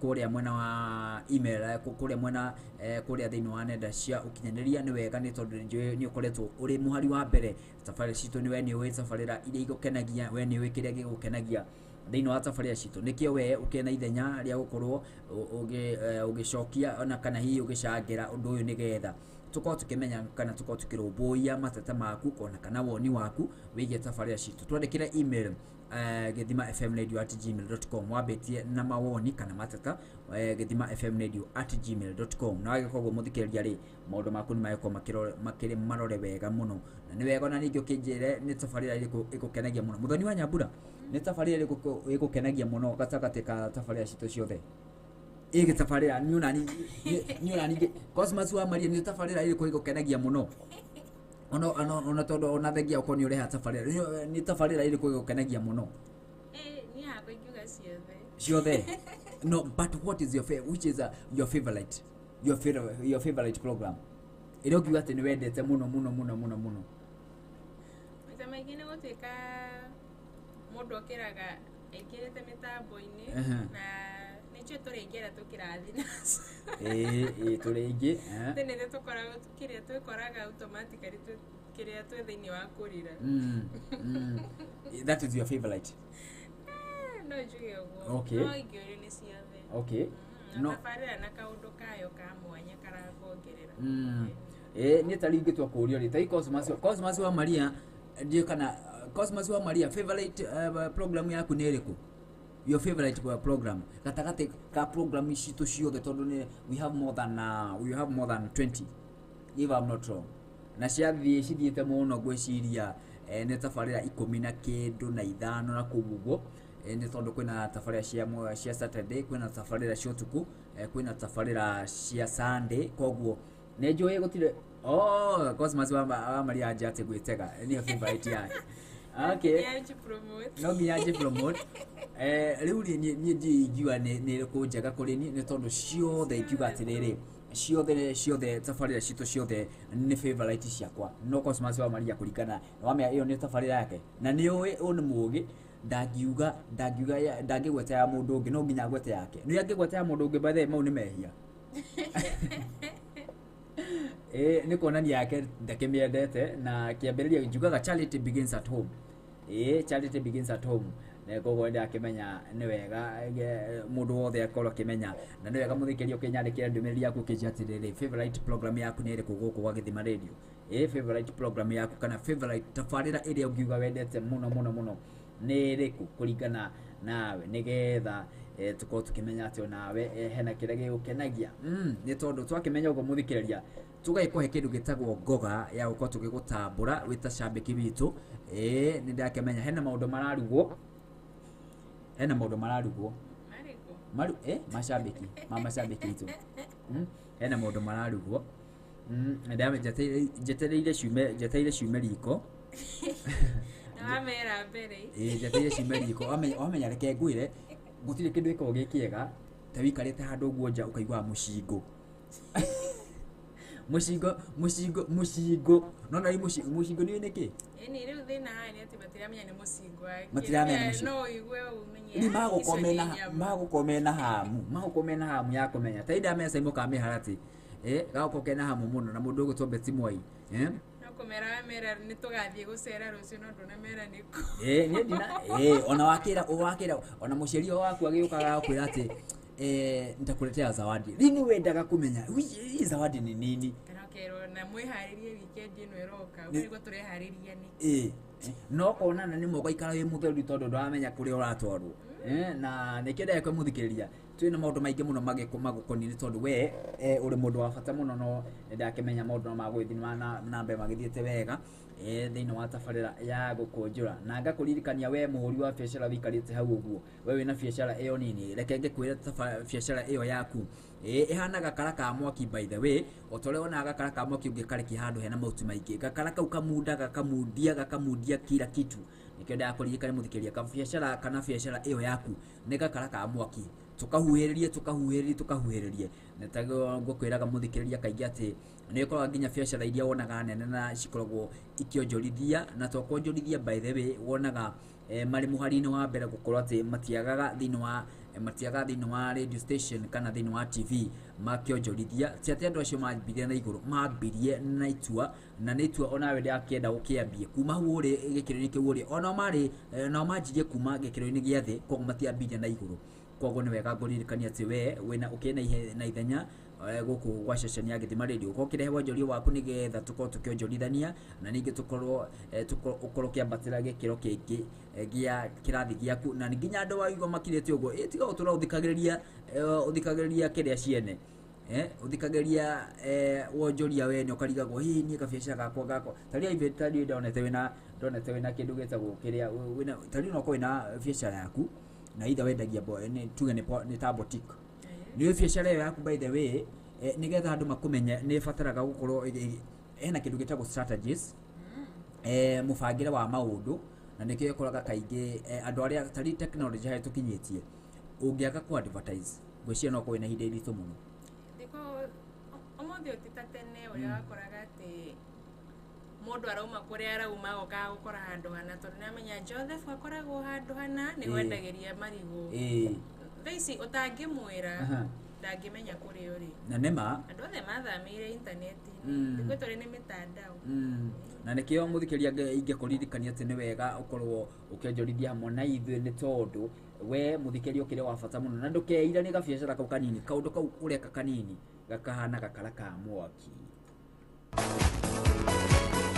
Kimuri gia biacara ni wonjoria uria ugucagiriria customer kuma ng'ongo na ng'ongo na utheri wa imenyithia no wende biacara yaku ituike gicicio kuri customer aku rehe biacara yaku gwa Githima Radio tunyotore customer ciaku na biacara yaku eni ithuĩ kinyoto kia rũrĩrĩ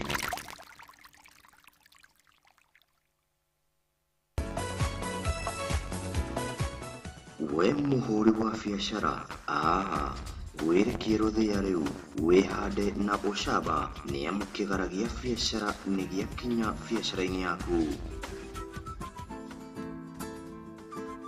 twarĩrie kũgerera kĩbũgũ 722-313-1 nĩyo 0742-313-091 biacara yaku ĩtuĩke gĩtumĩro gĩa customer.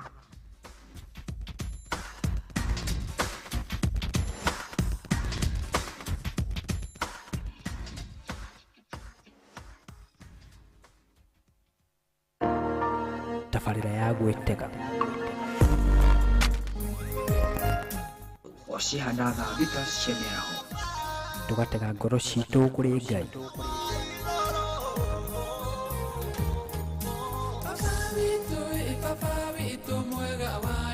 tabarira ya gwĩtega na ndungata ya Ngai mĩtambo-inĩ ya Githima FM kinyotokia kia rũrĩrĩ Cosmas wa Maria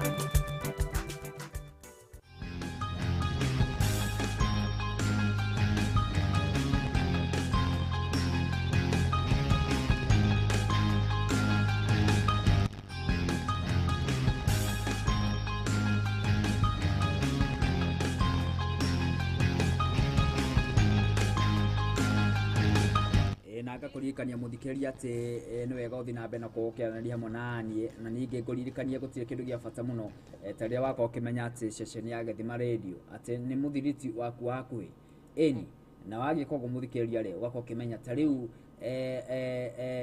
ta rĩu ũngĩkorwo hihi na mũndũ ũgũkuhĩrĩirie na nĩ warigwo hihi anakorwo ena thĩna wa mũrimũ na to mũrimũ tu ukaigua atĩ thakame yake na nĩ wĩkũririkania mĩrimũ ya ngoro by the way harĩa tũkinyĩte mũthoni wa Nyambura no mĩrimũ ya ngoro nĩ rehetwo nĩ maũndũ maingĩ mũno na mĩrimũ ya ngoro ũndũ ũmwe wa mũrimũ wa ngoro kana mathĩna ma tũngĩkiuga marĩa maumanaga na mũrimũ wa ngoro nĩ maũndũ megiĩ blood pressure nĩ ũndũ wa rĩngĩ mĩrĩre na thikũ tũtirĩ active yani tũtirĩ active ũgaikora atĩ ona tena pressure ya mũtũrĩre ũgaikora atĩ andũ nĩ marahitwo mũno nĩ pressure na ume pressure nĩ ĩcokaga ĩgacoka ĩgathika tondũ rĩrĩa mwĩrĩ wagĩa na pressure nĩ ũgĩkoraga kaingĩ na kaingĩ nĩ ũgĩkoraga atĩ thakame yaku nĩ ĩrahũra ũrĩa ĩtabatiĩ abnormal igakora abnormal na ũndũ ũcio nĩ ũcokaga gũcũngĩrĩria thakame yaku kana ngoro yaku ĩkanoga na yakinya handũ ĩkanoga ĩkanjia kũrehe rĩu complication ingĩ na nĩkĩo mũthikĩrĩria heart Murang'a Heart Center makĩrĩ haha nĩgetha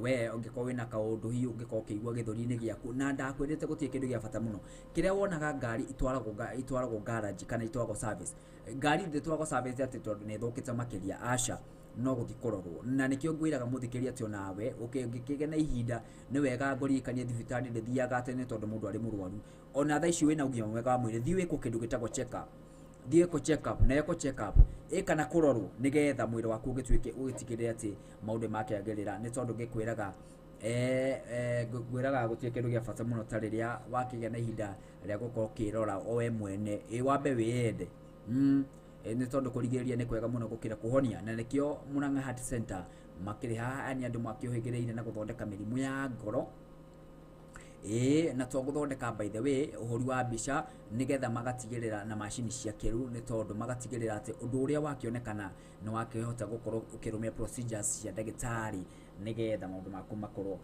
makĩrĩ mega. Murang'a Heart Center, your heart problem, our concern. A cheerful heart is good medicine, but a crushed spirit dries up the bones. That's why we, Murang'a Heart Center, prioritize on our patients' health. We diagnose heart problems through echocardiogram, electrocardiogram, among other tests. Our doctors, services, and the use of modern medical equipment is paramount. Visit us at our main hospital, Murang'a Town, Unitas Building, first floor. Call us on 0727 825 837, 0727 825 837, or email us on muranghaheartcenter@gmail.com. Murang'a Heart Center, your heart problem, our concern.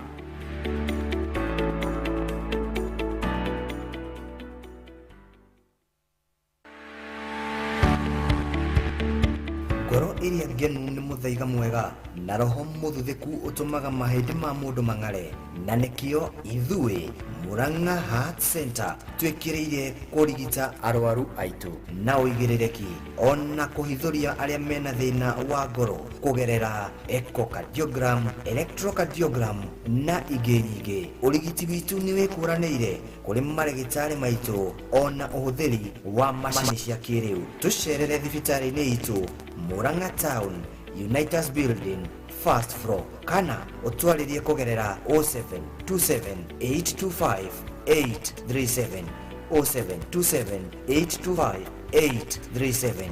Murang'a Heart Center, your heart problem, our concern.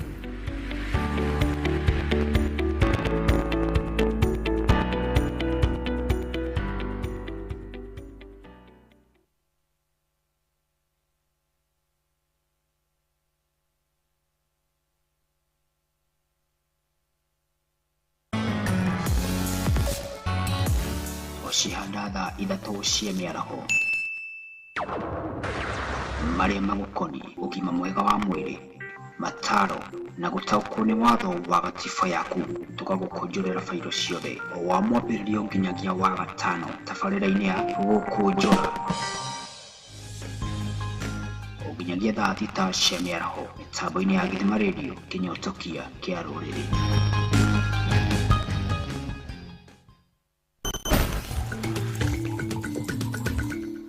Nima nĩ Gĩthima Radio. Ũrĩ mũciĩ mũnene wa Naikuru, Nakuru City, na matũũra marĩa marigicĩirie mũciĩ ũyũ. Timu yaku rĩu no ĩthirire mwaki, nĩ amu no tũthikĩrĩria rĩu mathaa 24 nenda-inĩ rĩu ciothe cia ũkinyanĩria, kuma Naivasha, Gilgil, irĩma-inĩ cia Eburu, Elementaita, Kajwiri, Mzee wa Nyama, Subukia, Joro na matũũra marĩa mothe marigicĩirie mũciĩ ũyũ. Gĩthima Radio nĩ ithuĩ kĩnyotokia kĩa rũrĩrĩ.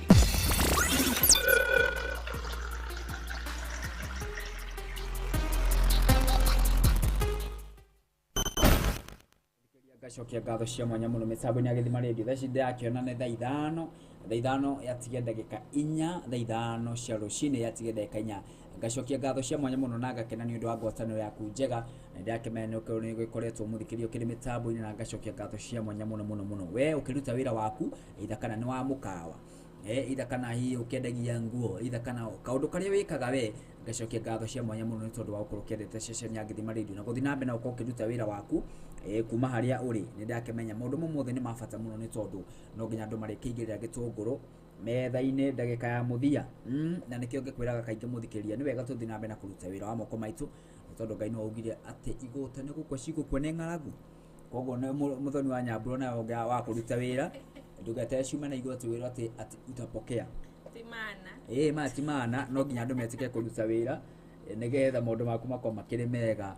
Nĩ ndakĩmenya maũndũ no magũthiĩ na mbere o wega, na ngũririkana mũthikĩrĩria mũthenya wa mũthĩ tũgĩkũnjũa bainda cigĩkonainie na watho, tũrakĩrora maũndũ marĩa maragĩthiĩ kana proceedings iria cikĩrĩ kũrĩa mwena wa Supreme Court. Na ndakĩmenya maũndũ mau mothe nĩmo marĩgĩcoka tukiuga atĩ bũrũri ũkĩaũrwo ũndũ ũyũ ũkĩrĩ cianda-inĩ ciaguo, nĩ tondũ hena mũrigo ũkuĩte bũrũri wa Kenya, na ndakĩmenya Supreme Court kũgerera jaji mũnene Martha Koome nĩ ndakĩmenya no ũragĩtabaria kana no ũragĩtongoria mbũtũ ya mawakiri kana ya majaji. Na ngũririkania mũthikĩria igoti rĩrĩ rĩna majaji 7 marĩa marĩtongoretio nĩ jaji mũnene Martha Koome, no ũragĩtongoria mbũtũ ĩno nĩgetha cira ũrĩa ũkĩhandĩtwo kũrĩa igoti-inĩ rĩa Supreme Court kana igoti-inĩ inene nĩgetha makorwo magĩtuithania cira wa gĩturwa kĩa ũthamaki wa bũrũri. Na ngũririkania mũthikĩrĩria ti atĩ nĩ thirikari ĩthitangĩtwo, aca nĩ gũtetia process ĩrĩa yakĩhũthĩkire kũrĩ IEBC nĩgetha ĩkorwo ĩkĩanĩrĩra gĩturwa kĩa mũthamaki wa bũrũri. Na ngũririkanie ngwatanĩro ya Azimio nĩyo ĩgĩtwarĩte petition ĩno, na ngũririkanie kwĩna ningĩ cira ũngĩ wakĩhandĩtwo nĩ mũndũ kĩũmbe, no cira wake wakorwo gĩteanĩrio akiuga atĩ process ĩrĩa yakĩhũthĩkire gĩturwa-inĩ kĩa ũthamaki ndĩakĩrĩ fair, no jaji mũnene agĩteanĩria cira ũcio. Na ngũririkanie kũrĩ na mawakiri arĩa a mũrengo a mĩena yothe, mwena wa IEBC wĩna mawakiri mao marĩa magũkorwo makĩrũgamĩrĩra kana arĩa magũkorwo makĩdefend process ĩrĩa makĩhũthĩria ya gũkorwo magĩtabarĩra kana gũkorwo magĩtabaria gĩthurano gĩa 2027 tarĩki 9 mweri ũyũ. Na toguo tu mwena wa Azimio nayo ĩkĩna mawakiri mao arĩa magĩũkĩte nĩgetha matatie process ĩyo, nĩgetha ĩkĩrorwo na ĩthũrimwo kana yakĩrĩ fair, kana gĩthurano kĩu gĩakĩrĩ kĩa ũma na waragania. Na mguo mwena wa Kenya Kwanza marĩ na wakiri kana makĩna mawakiri mao, na mwena wa Azimio ngũririkanie nĩ wega ngũririkanie atĩ matongoretio kana ngwatanĩro ya Azimio ĩgĩtongoretio nĩ wakiri ũgũtwo James Orengo wakiri, na ngũririkanie mwena wa Kenya Kwanza kana ngwatanĩro ya Kenya Kwanza ĩragĩtongoria kana wakiri ũrĩa ũkĩmarũgamĩrĩire nĩ Gatia, Mr. Gatia nĩwe ũgĩtongoretie mawakiri ma Kenya Kwanza. Koguo nĩ kuga atĩ thĩinĩ wa igoti rĩu gũkũ kwĩna mĩahũ igana, gũkũ kwĩna mĩahũ ĩtatũ, kwĩna mawakiri a mwena wa Kenya Kwanza, kwĩna mawakiri ma Azimio na kwĩna mawakiri a kamĩtĩ ya IEBC. Ũguo nĩ kuga atĩ jaji kana majaji maya 7 matongoretio nĩ jaji mũnene ũgũtwo Martha Koome magũkorwo magĩthikĩria kana kĩndũ gĩtagwo hearings, nĩ tondũ thaa ici nĩ gwĩtabarĩra kana nĩ gwĩbanga marebanga nĩgetha makorwo makĩambĩrĩria gũkorwo ĩtagwo hearings kana gũthikĩrĩria matete maya mothe nigetha maundu makwa makiri mega na nguririkanie by the way muthenya wa Tuesday wiki no yukite kana tariki 10 cigana tariki 14 no tariki 5 kana tariki 6 tariki 6 nirio cira uyu ubatire gukorwo gituithanio ni tondu igoti ria Supreme Court kana igoti nene rikihetwo ni watho thiku 14 uririkane cira kuma riria wakihandirwo ubatire gukorwo kinina thiku 14 that is 2 weeks na thiku 14 cigakorwo cigithira muthenya muthenya wa Tuesday na muthenya wa keri wiki no turorete kogo cio gukiuga ukinya muthenya wa Wednesday by the way ni tondu ngwiciria ni mathiaga break ngwiciria we wiki no yothe hoping tondu tutigitetia maundu mara make igoti-ini kana tugitwitua no ni kuga twakiuga ati hihi cira uyu wahota gukorwo gituithanio wiki ino gukorwo guthikiririo wiki ino koguo itua rigakorwo rikerekerio wiki ya Monday muthenya wa Nyambura niguo wega tondu ungitithanio wiki ino iroka riu Kenya no imenyeri watia ni atia riu after hapo ni atia riu gugutwika na ndakimenya ati jaji munene ni agukorwo agithii na mbere hakorwo agithii na mbere na macira maria makihanditwo kuria kana cira uria ukihanditwo kuria Supreme Court na ngoririkanie majaji maria magikoretwo kuo mwaka wa 2017 amwe ao makire kuo ta mundu gwitwo Judge William Auko akire kuria cira-ini wa mundu gwitwo William Ruto na mane majaji aria tungikiuga agikiro kia iguru by the way ni majaji atungikiuga makire kuo na uririkane mundu gwitwo wa burani ati muthoni ati uririkane 2017 the same proceedings ciari kuo magetatia githurano gia 2017 kwina majaji aria makurio kana kamiti ni atongoragio bado no wa Fresh Bukati no uririkane ni gwakinyita andu nginya gukage na njatuka no uririkane ngwari na thogo kiria kamiti-ini yo ya githurano nginya ndagika ino no yumiria uyu ni undu by the way gwiciria bururi wa Kenya itagakorwo ati ni keherera muno ni tondu ni gwikora ati ni aho yeri kwina miena hii tungikiuga maundu mena interest gwacira wigoti-ini gutiri mundu endaga kuhotwo miena yeri endaga kuhota na thaa icio menyaga ni miena itatu riu tondu kamiti ya githurano yo irauga yekire maundu uria kwagirire no kuri aria marauga matiganire na gatagati ka majaji aya mugwanja hena Njoki Ndung'u jaji riu niritwanga ingi tuiguite nginya tugikura na no ni jaji wa igoti ria Supreme Court na ndakimenya ati wiki ino yothe by the njirega kwira andu haha ati tabarira-ini ino ngimera ati maitho marakoretwo makire thiini wa campaign turoma thiini wa campaign riu turoka tukiuka kamiti-ini ya IBC riu twi magoti-ini riu ririkane ngorikanie ati the ngima yothe irorete igoti ria Supreme Court kana igoti nene nigetha rikorwo rikimenya kana rikorwo rikirora itua rigutua itua ria muthemba uriku ni tondu either maundu ni meri either cira uyu ukorwo ugikindirwo itua ria gukorwo ati githurano ni giekirwo kiri kia uma na waragania ndagitari William Ruto akihota na kirono ukihotete na gwikonfirmwo na agituika president elect kana mutongoria muthure wa bururi muthure na no wega ngorikane muthikiria thaa ici ni hindi majaji kana kuria igoti-ini ria Supreme Court ni hindi proceedings ya kiambia nigetha no utabariri wa cira uria ugukorwo githii na mbere kuria igoti-ini inene ria Supreme Court koguo maya ni maundu tugukorwo tugitanya by the way nigetha majaji maya mugwanja uririkane hena atumia atatu etiguo hena jaji munene ugwitwo Martha Koome na hena munini wake koguo ni kuga ati igoti riri rina atumia atatu na arume ana niguo majaji ana arume ni balance njega ena agenda njega muno niguo yes na ndakemenya maundu mothe makwa magathi na mbere na ndakemenya tha ici ni kindu gitagwo hearings na ndakemenya maundu makwa makiri mega na ndiye kana hihi reke muthikirie tukorwo tukiona kana ne tugukorwo tugikurehera mbica icio imwe kwa imwe ihinda ritari kuraya.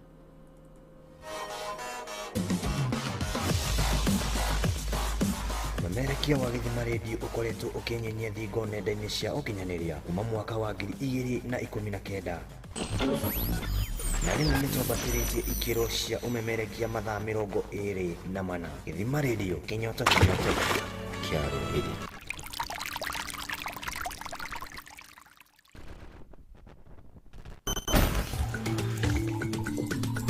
Githima gĩa ciana rũciũ witũ thaga maitũ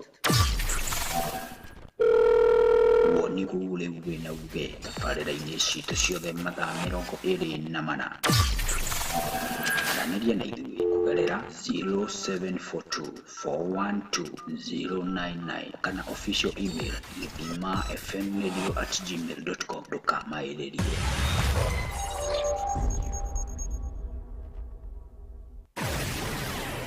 Githima Radio rĩu nĩ nginyu gĩtuamba-inĩ kĩa waru Nyandarua County wĩ mwena wa Nyandarua Soko Mjinga Flyover kwa haraka Githabai Jafini Gĩtambuci Wanjohi Mĩharatĩ kwa Mũteng'ũri Lironi Orborsat kinyagia Rĩcaũ Fondo mũkinyotorwo nĩ maĩ kuma mĩkuru-inĩ ya Badea na ithuĩ Githima Radio tũtwenjeire gĩthima o hau haku nja harĩa ũrĩtahagĩrĩra kũgerera tabarĩra citũ mathaa 24 thimũ-inĩ yaku. Nyandarua County nĩ mũciĩ wa Githima Radio.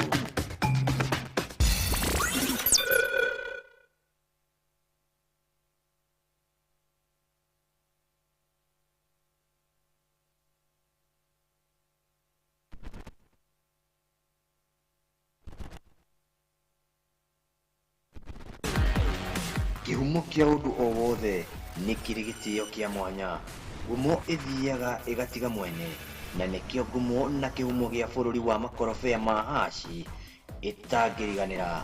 Gũkũ nĩkũ wĩ mwena wa Kĩrwara kĩhumbu-inĩ Kandara Kangarĩ Kĩgumo Kambĩrwa Kĩrĩa-inĩ Kabiti o nginyagia Keno ĩni na tũgatobora ndobori ya maĩ matheru. Ciana na andũ agima mena rũtha rwa gũtahĩrĩra tabarĩra-inĩ citũ ciothe. Murang'a County Githima Radio twĩkuo ta mateke ndaci-inĩ.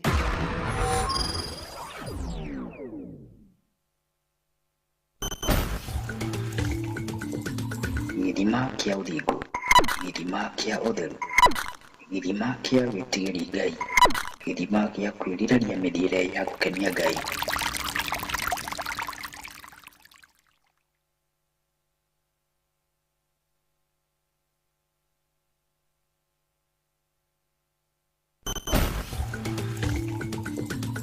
Mũndũ anyota anyuaga kĩi, rĩrĩa mũmero wa ng'ara ũnyue maĩ mahehu wega. Nyota ũninagwo nĩ harĩa wataha maĩ mau, na nĩkĩo nyota wa kĩrĩa ũtũraga ũnyoteire kĩrĩ tabarĩra-inĩ citũ ciothe. Mathaa 24 nĩ amu ithuĩ Githima Radio nĩ ithuĩ kĩnyotokia kĩa rũrĩrĩ.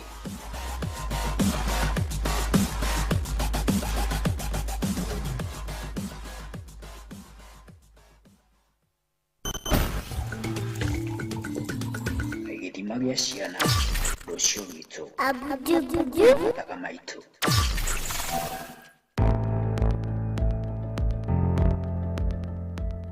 Ini oi. Niki gitumaga biacara cihande na customer makarara-ini metereire matungatirwo. Thiri ni ithui Githima Radio, guthondeka imenyithia cia mĩhĩrĩga yothe na rũthiomi rwaku. Ĩni nyota wa customer ugathirĩra wĩra-inĩ waku. Nĩ amu ithui nĩ ithui kĩnyotokia kĩa rũrĩrĩ.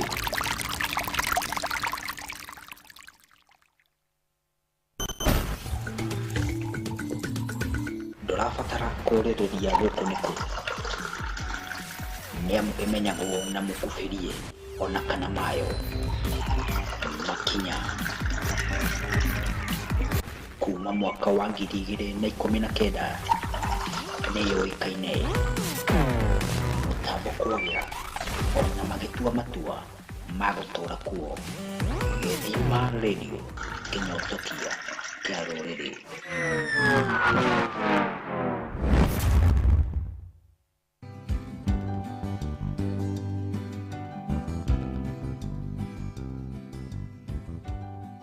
Ambararia igoro cianyu kũrĩ Jehova, ukai nja-inĩ ciake mwĩnyihĩtie, mũkĩmũinagĩra mũrĩ na ngatho o mũgĩkũngũyagia.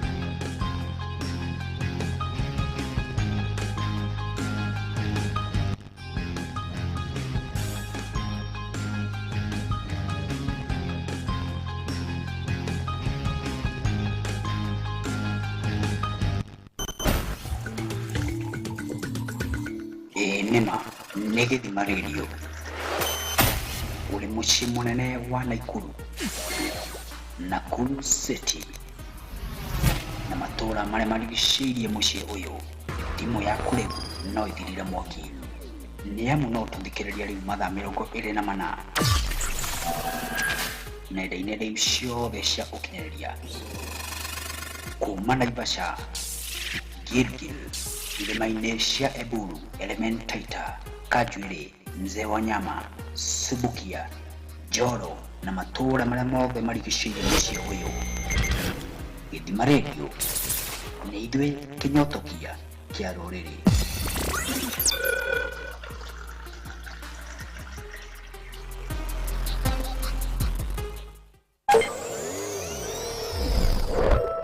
Ũratwamũkĩra ĩmwe kwa ĩmwe kũgerera mũtambo-inĩ wa ũkinyanĩria Kiambu County, Thika, gĩtuamba-inĩ kĩa Mananathi, tũkamũkĩra matũũra-inĩ kĩrĩma-inĩ gĩa Kĩrĩmambogo, Ladles, Kĩganjo, Athena, Luda, Thika Town, Witairie, Kimbo, Juja. Githima Radio nenda-inĩ ciothe cia ũkinyanĩria.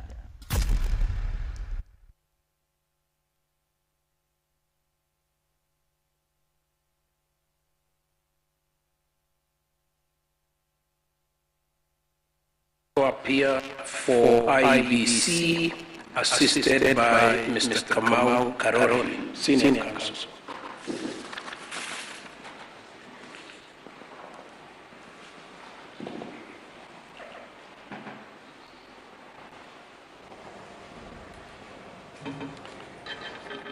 Paul Mwite, Chief Justice.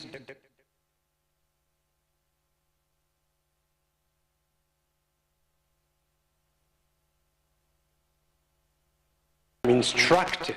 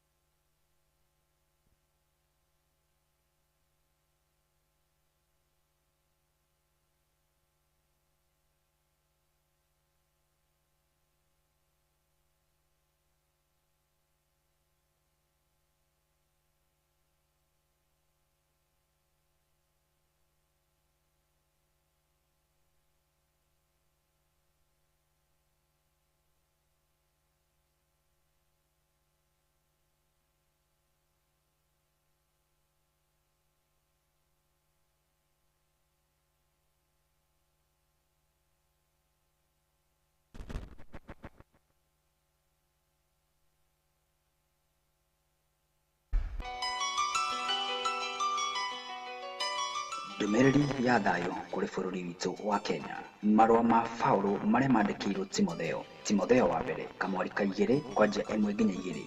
Nĩ ũndũ wa ũguo ũrĩa ngwamba gũtarana nĩ atĩrĩrĩ atĩ kũhoyagwo mahoya ma gũthaithanĩrĩra na ma kũhoyanĩra na ma gũcokeria Ngai ngatho nĩ ũndũ wa andũ othe, na makĩria atĩ kũhoyagĩrwo athamaki na arĩa othe maathanaga nĩgetha tũtũre na ũtheri ona twĩkindĩire tũgatĩĩa Ngai tũtarĩ na itherũ. Njĩtagwo Joseph wa Wanjirũ.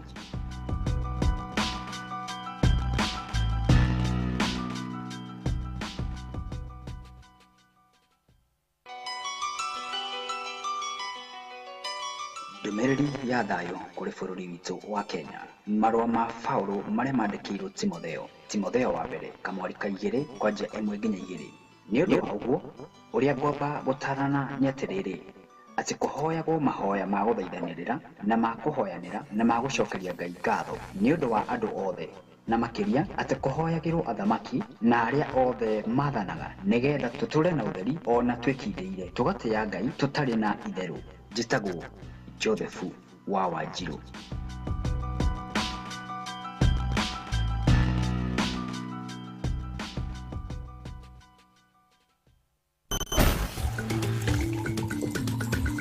Ngwatanĩro itũ nawe we mũthikĩrĩria kwambia mwaka wa 2019 nĩ ta thĩ na ikinya, nĩ amu we ũrĩ kĩrathimo. Rĩu ũmemerekia wa Gĩthima Radio nĩ wambatĩrĩtio ikĩro cia ũmemerekia mathaa 24. Ndũmĩrĩra tabarĩra ciitũ ciothe rĩu kũgerera rũrenda-inĩ wa website ona kana nenda-inĩ ciitũ ciothe cia ũkinyanĩria. Gĩthima Radio, ithuĩ nĩ ithuĩ kĩnyotokia kĩa rũrĩrĩ.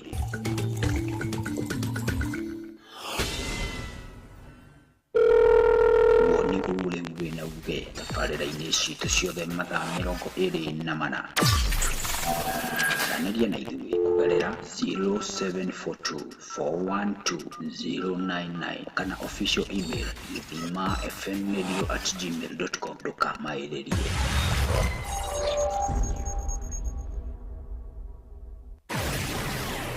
Gĩthima Radio rĩu nĩ nginyu gĩtuamba-inĩ kĩa waru, Nyandarua County. Wĩ mwena wa Nyandarua, soko Mjinga, flyover kwa haraka, Githabai, Jafini, Gitabushi, Wajohi, Miharati, kwa Muteng'ori, Lironi, Orborsat, kinyagia Rishaufodo.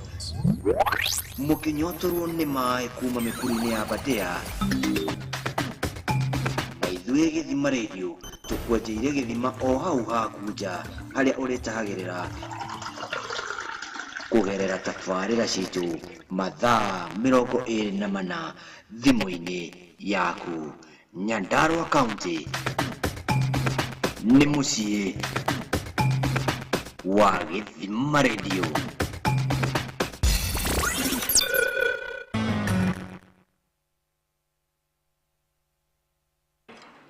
May it please the court, my name is Emmanuel Bitter.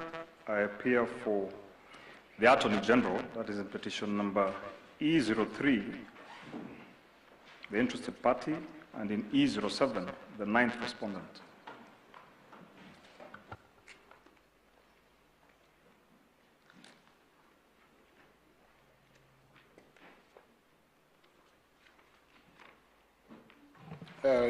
Your Ladyship, the Chief Justice and President of the Supreme Court, the Deputy Chief Justice and the Court, I appear in petition number E007 for the second, third, and fourth petitioners. Mr. Okiya Mtata appears in person for the first petitioner, just for the record.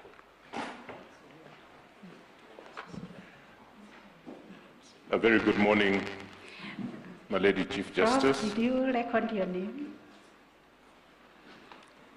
for purposes of the consent? Yes, Your Ladyship? Your name. Oh, sorry. Professor Tom Ojenda, Senior Counsel. Thank you. Thank you. Kisumu County. Thank you. A very good morning, my Lady Chief Justice, President of the Court, Deputy Chief Justice, honorable members of the Court. My name is Stephen Mwenesi, Advocate. I appear in petition E005 alongside with the President of the Law Society, Eric Feuri, for the Law Society of Kenya's amicus. My lady, my name is Ochiel Dudley.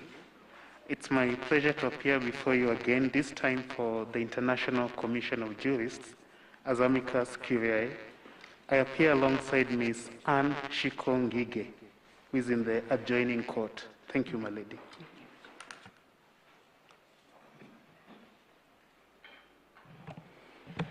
My lady, the Chief Justice and honorable judges of the Supreme Court, my name is Charles Kanjama, SC. I appear for 3 amici curiae in petition number 5. That is, I appear for John Wadubengo, Dr. Joseph Sevilla, and Martin Mirero.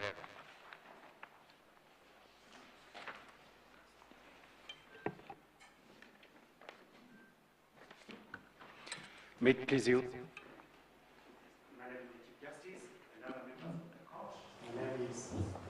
Sorry. Let me repeat. May it please you, my lady.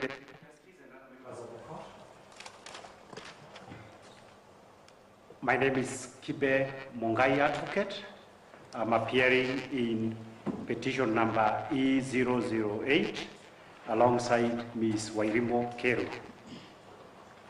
Thank you.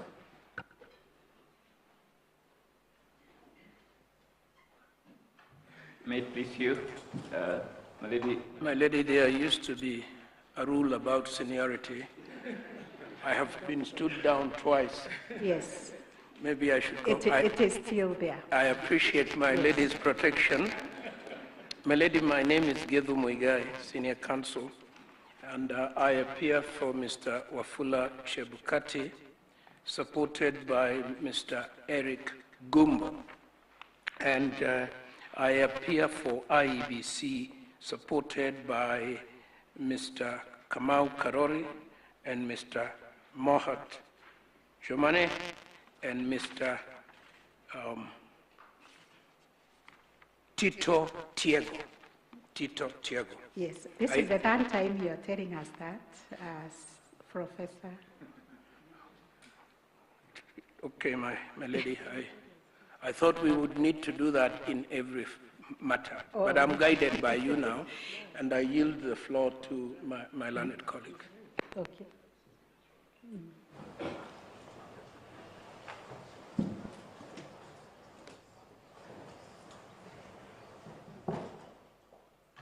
Madam Chief Justice and the honorable members of the court, my name is Jota Marua once again. I appear for the 6th respondent in petition number 5. We had been under the impression that we are recorded on every matter. Thank you. Thank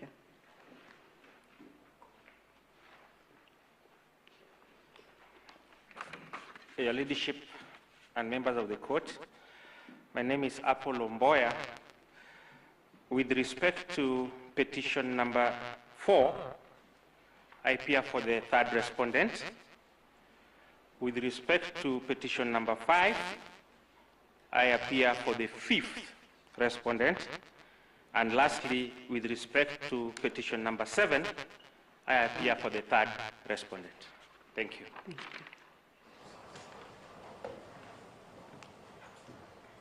Madam Chief Justice, permit me to introduce Mr. Morara in petition number 4 for the petitioners.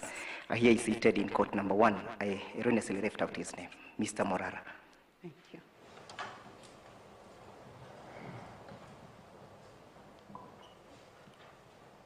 I think we now have all the appearances. You will allow me, on behalf of my brother and sister judges of the Supreme Court, to first of all say a very good morning to all of you, and also to welcome all of you to these proceedings I wish to recognize our distinguished guests who have joined us this morning, recognizing the Honorable Retired Chief Justice, Othman Chande, and your entire delegation of eminent African jurists who have come to observe these proceedings. You're very welcome. I wish to also recognize the parties who are present, the petitioners, the respondents, their friends and supporters who are watching us online. Unfortunately, due to constrained space that we are operating from, we could not accommodate very many people. You can all see we are all required to observe the COVID-19 protocols. We also have to be mindful of security and the constrained time, and therefore we were forced to limit the number of the council who can appear at any given time, but parties are free and at liberty to have as many council as they could. We'll try to accommodate as many as we can in the speed of a room, court number 1, where they can follow the proceedings and continue assisting counsel who are in the plenary. We thank the media also for coming to stream the proceedings online to assist Kenyans and all people from all over the world who are watching and following these proceedings across Africa and across the world. We specifically, I want to thank the observers who have come to be part of this process to attest that we are all guided by the rule of law, constitutionalism, values that we all share across Africa and indeed in the Commonwealth and all over the world, and also to express the judicial solidarity for us, which is a core emblem which cuts across the border as we attempt to develop our jurisprudence and work together in the spirit of bilateralism and regionalism. We therefore welcome you to Kenya to these proceedings. Today, council and parties, we are here for the pre-trial of the election petitions that were filed before us. As you are aware, 9 petitions were filed, and we received 25 preliminary issues in form of interlocutory applications. We have been able to dispose of all those preliminary issues and delivered rulings online, which I believe you are still reading and internalizing.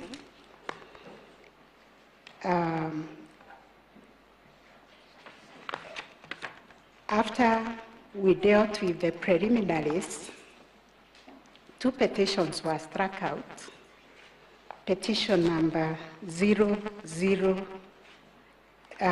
petition number E006 and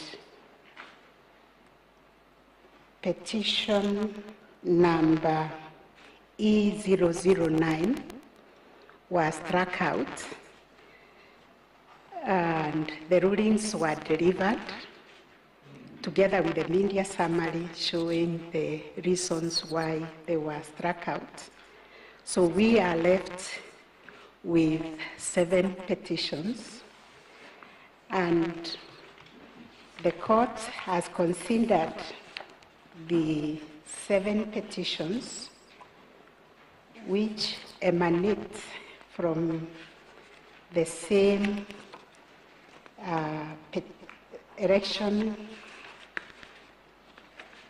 presidential election, which was held on the 9th of August 2022. So upon perusing and considering the issues raised in the following petitions, E001, E002, E003, E004, E005, E007, and E008.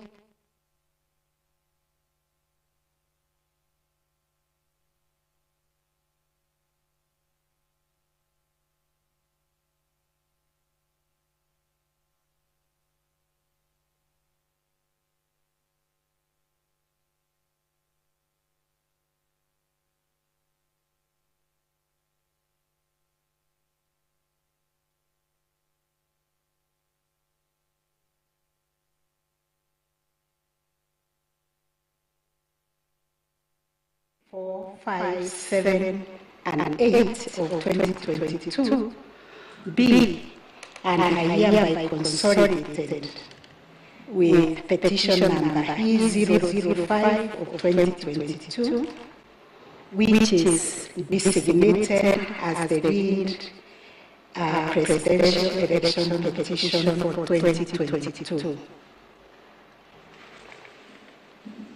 The parties will therefore be, the ending of the matter will therefore read as Raila Odinga and Martha Karua will be the first petitioners.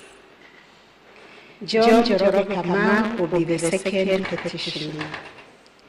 Youth Advocacy Africa and Peter Kileka will be the third petitioner.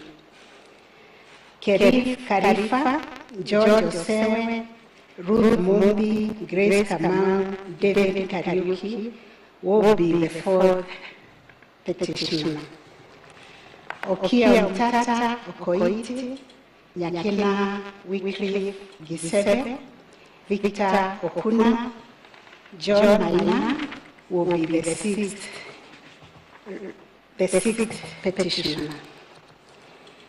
Julia Nyokabichege, Joseph Mutua Ndonga, Simon Mwaura Njenga will be the seventh petitioner. The respondents will be William Ruto and Rigathi Gachagua, the first and second respondents. IBC will be the third respondent. Then Mr. Wafula Chebukati, fourth respondent. Juliana Cherera, fifth respondent. Irene Masiti, sixth respondent. Justice Nyangara, seventh respondent. Francis Waderi, eighth respondent. Professor Gurie, ninth respondent. Boya Moru, 10th respondent. And the Attorney General will be the 11th respondent. From the rulings that we delivered, we have admitted Law Society of Kenya as amicus curiae or amici curiae with ICJ, Mr. John Warbengo, Dr. Joseph Sabira, and Martin Milero. That is the order of the court for the consolidation of the matter.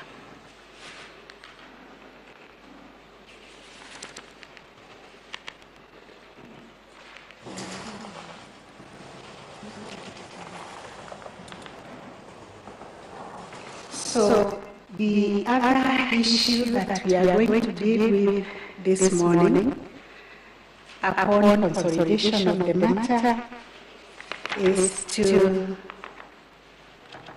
settle the issues for determination.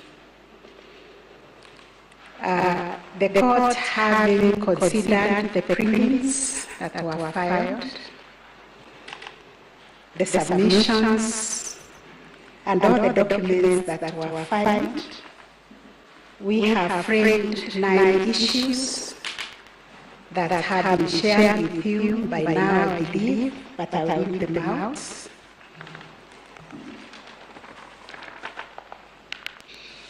The first issue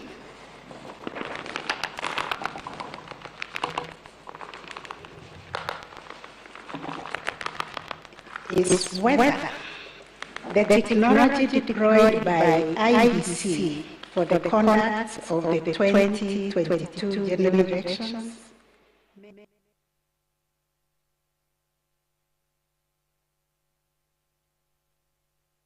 viable results. Issue number 2, whether there was interference with the uploading and transmission of Forms 34A from the polling stations to the INBC public portal. Issue number 3, whether there was a difference between Forms 34As uploaded on the INBC public portal and Forms 34As received at the National Tallying Center, and Forms 34As issued to the agents at the polling stations. Issue number 4, whether the postponement of gubernatorial elections in Kakamega and Mombasa counties, parliamentary elections in Kitui Rural, Kacheriba, Rongai, and Pokot South constituencies, and electoral wards in Nyaki West in North Imenti constituency, and Kwanjenga in Embakasi South constituency, resulted in voter suppression to the detriment of the petitioners in petition number E005 of 2022. Number 5, whether there were unexplained discrepancies between the votes cast for presidential candidates and other elective positions. Issue number 6, whether the INBC carried out the verification, tallying, and declaration of results in accordance with the provisions of Article 138(3)(c) and 138(10) of the Constitution.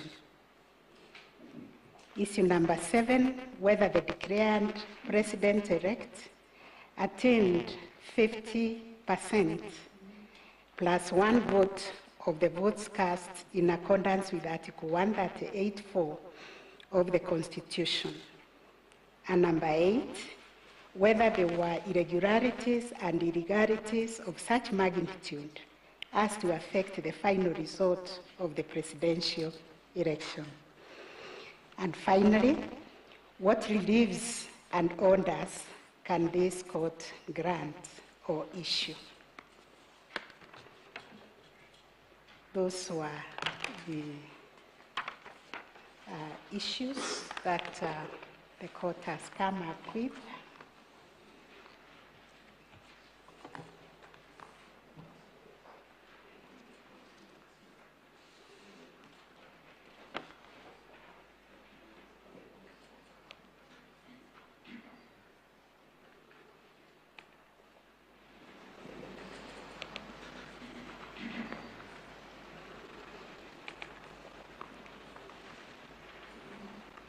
Perhaps then we can proceed to the next area.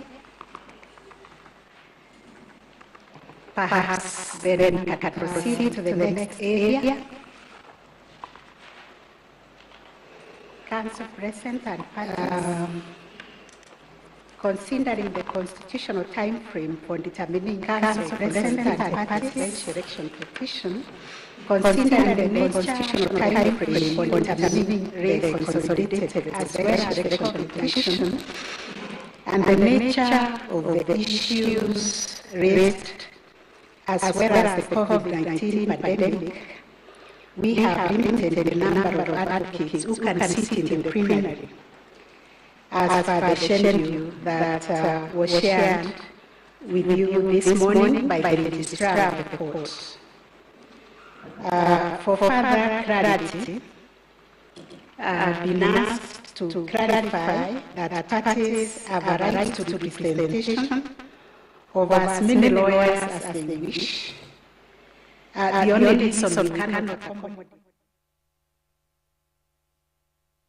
that requires social distancing, and also because of security. However, on account of all these considerations, we have facilitated additional advocates to sit in courtroom number 1, where the proceedings will be streamed live.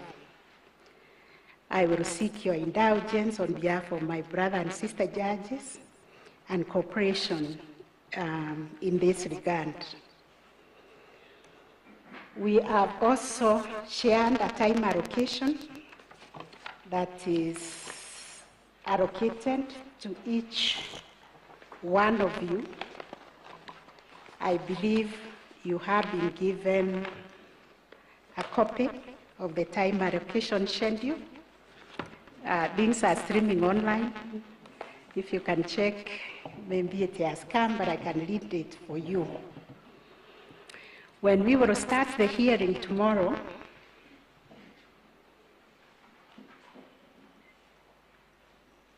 the main petitioner, that is petition number E005 of 2022, Raila Odinga and Martha Karua, we have allocated them 3 hours.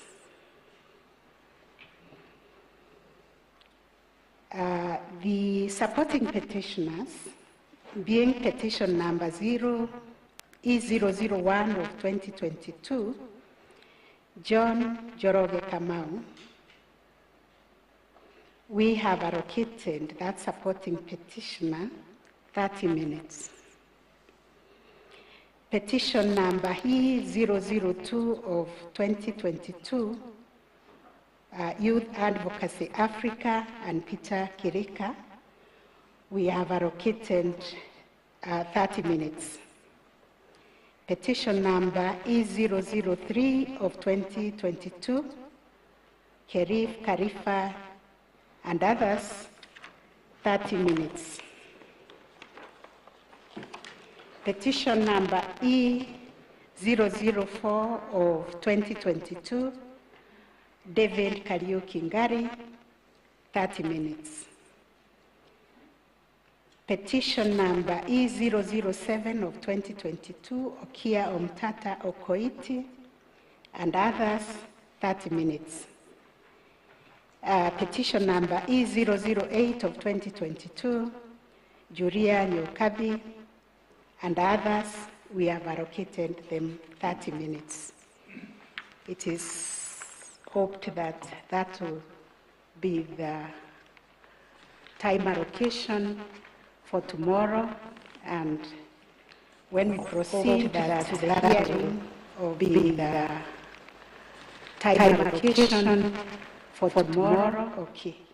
We've also looked at the responses by some respondents, namely Juliana Cherela, Irene Masit, Justus Nyangaya, and Francis Wanderi, who appear to be supporting the petition. These 4 respondents have been allocated 1 hour to share among themselves. That gives to that 15 minutes each if they are represented by different council.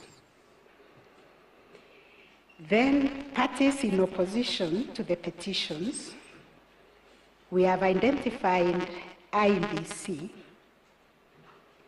together with the chairman, Wafula Chebukati, and we have allocated them 3 hours to share.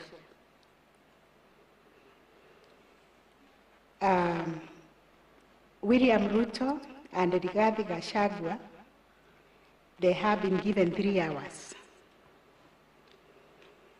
The Attorney General will be given 30 minutes to respond. According to the rulings that we have delivered, we admitted 3 amici curiae. They will not be given time to make oral submissions. According to the rules of this court, we will rely on their briefs, which are on record, unless the bench wishes to raise an issue for clarification by them. That will take us now, the second day of the hearing. We are hoping the third day, which is Friday, we will hear a rejoinder. We'll give the main petitioner in petition number E005 of 2022, Raila Odinga and Martha Karua, 1 hour to respond. Petition number 001 of 2022, John Joroge will have 15 minutes. Petition number E002 of 2022, Youth Advocacy Africa, 15 minutes. Petition number E003 of 2022, 15 minutes. Petition number E004 of 2022, 15 minutes. And petition number E007 of 2022, 15 minutes. And petition number E006 will also have 15 minutes. As you will also have noticed, we have given a comprehensive ruling on the applications that were filed seeking discovery, various discovery and scrutiny. According to the order that has been issued, we are expecting a report that will be tabled before this court for consideration by Thursday afternoon.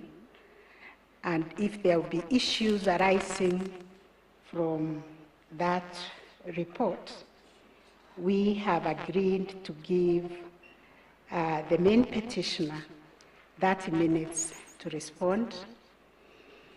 And because they filed an application for discovery, so was Youth Advocacy Africa and Mr. Kerif, they also filed an application for discovery.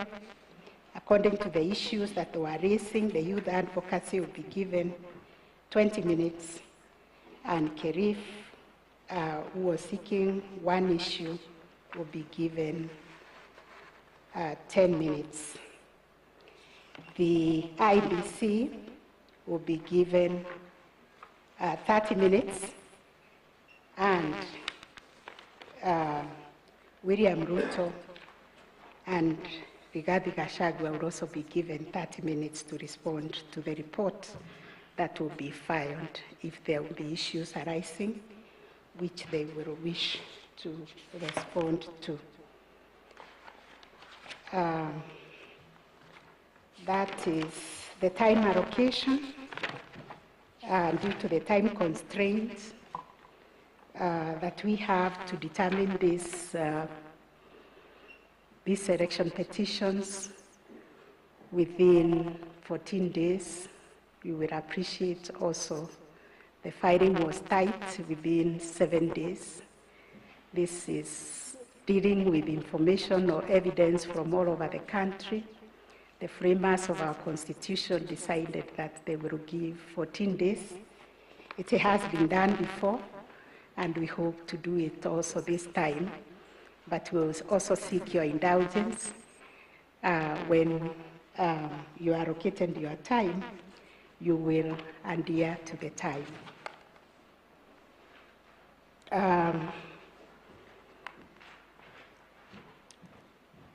We also developed some ground rules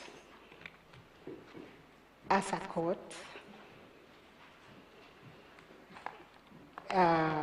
where we are requesting that parties and advocates will observe punctuality, the time that is indicated for us to start the proceedings, and the time allocated to them on the screen. We will also, this is an old practice, that we will continue to be respectful of the court, our personnel, and also to respect each other, adhering to the rules of this court. We also are obliged to state that we expect parties to conduct themselves with decorum to preserve the dignity of the court and the proceedings, while bearing in mind the provisions of Section 28 of the Supreme Court Act. We are also reminding ourselves that these are judicial proceedings being conducted in court, and therefore discussing the merits of the case by the parties or counsel outside the court is not permitted.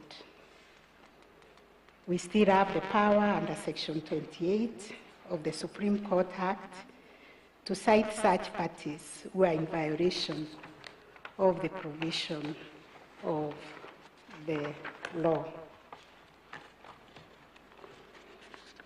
We also like to remind you that courtesy must be observed at all the time. The court will not tolerate offensive language. We like to repeat about the time allocated due to the time constraints. Once a party has exhausted the allocated time, the microphone will be switched off. We also wish to state that if there is time that is unspent by the council, the time belongs to court, so we will not allow anybody to donate, but revert it to the court for the court to share it out according to the court's generosity or lack of it. Due to the limited timelines, there will be no extension of time, so please let no one ask for extension of time. We are dealing with the submissions that have already been filed. We have been painstakingly reading those submissions. Therefore, we wish parties to just focus on the key issues that they would like to highlight. Parties are therefore urged to focus on the pertinent points of their case to save on time. We always like to remind parties cell phones must be switched off or on silent mode. During the hearing, unnecessary movement or disruption when the court is in session is discouraged. However, parties or counsel or even the bench are however permitted to take care of breaks during proceedings as the need may arise without disrupting the continuity of the submissions. And during these individual breaks, the proceedings will proceed. Even if I want to walk out, don't think the proceedings have stopped. They will proceed. The media present, we have already issued the media guidelines that must be observed all the time. Given the immense public interest in the proceedings, we have allowed media houses to run live broadcasts to enable Kenyans to follow the process from any part of the country and even beyond. We urge members of the public to follow the court proceedings from the comfort of their homes or offices through their television and stream broadcasts without the need of coming to court physically. This is particularly informed by the reality that due to the limited space within the court premises, we can only accommodate a limited number of persons to attend the proceedings in person. Consequently, we have restricted physical access to the court premises only to the persons who have been accredited as parties, counsel, or court personnel. We will also urge the counsel, when you're making your submissions, any references made to the material. You can see the voluminous nature of the files. They are still in our chambers. Please, we ask you to specify the bundle and the page that you'll be referring to for ease of reference. If there is any electronic presentation to be made, we would kindly request that it is provided to the registrar of the court 30 minutes before the commencement of the day's hearing. As I have said before, court number 1 has been prepared as a spillover room to accommodate parties and the advocates. We are also reminded by the Ministry of Health to continue reminding ourselves of the COVID-19 protocols and regulations which will apply in the course of the proceedings. We urge parties to cooperate and comply with these directions. I think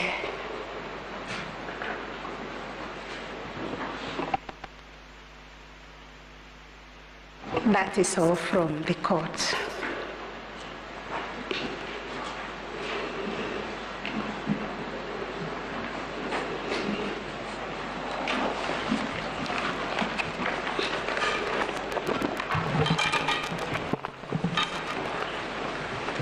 Chief Justice, Deputy Chief Justice, Your Leadership, my lords, judges of the Supreme Court, I think there is one matter, Chief Justice,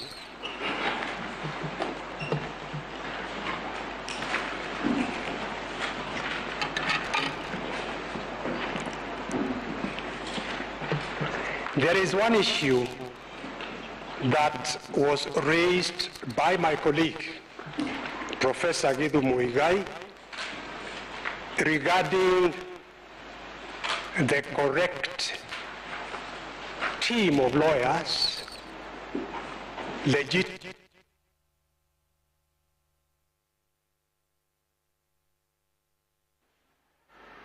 the Independent Electoral and Boundaries Commission. This honorable court is aware that there is an application which was filed, I believe, fairly late last night and was responded to on that very issue. And I think in order to save time, I would suggest that perhaps the court considers that issue and gives directions in a ruling. My colleague, Professor Githu Muigai, and my good friend, Karoli Kamau, have filed a set of pleadings on behalf of the Commission. Isa Mansour has filed a set of pleadings on behalf of the Commission. As far as I am concerned with ISA. As I indicated, we rely on a resolution by 4 of the 7 commissioners. We have stated in our pleadings that we are legitimately representing the Commission. Our colleagues have filed the pleadings on the basis of instructions, I believe, by the CEO, who we say the CEO implements instructions from the Commission. The Commission is a corporate entity. In the absence of consensus, decisions are by majority. But because all these things are actually in the pleadings filed, all I'm pleading is that this honorable court considers those pleadings and gives its directions or ruling so that tomorrow we are able to move on without wasting the time of this honorable court. I thank you.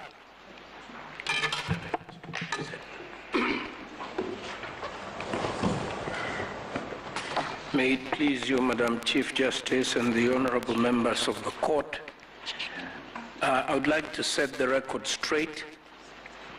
IEBC filed an application on the 29th of August 2022 seeking to strike out pleadings that were purported to have been filed by one Issa Mansour. That application is pending. We take the view, 2 reasons if we need to make the argument. First of all, we have a notice of appointment of advocates that predates the entry of Issa Mansour.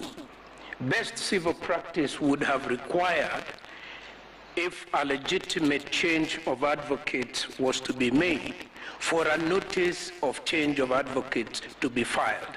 No such action was filed by what I consider a very, very competent firm of advocates.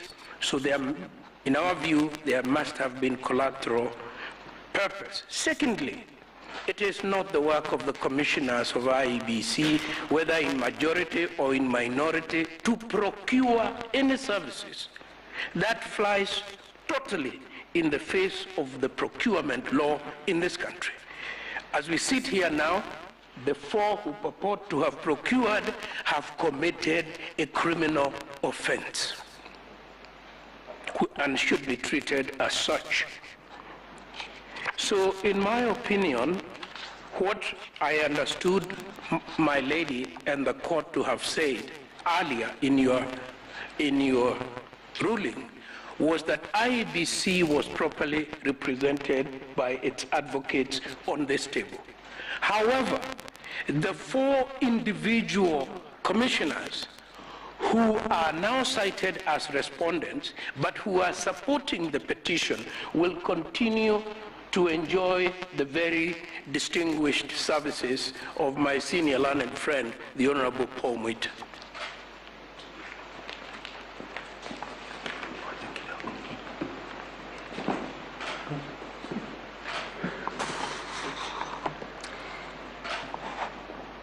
Your Ladyship, Madam CJ, there is something that is likely to be lost as my 2 learned friends are fighting.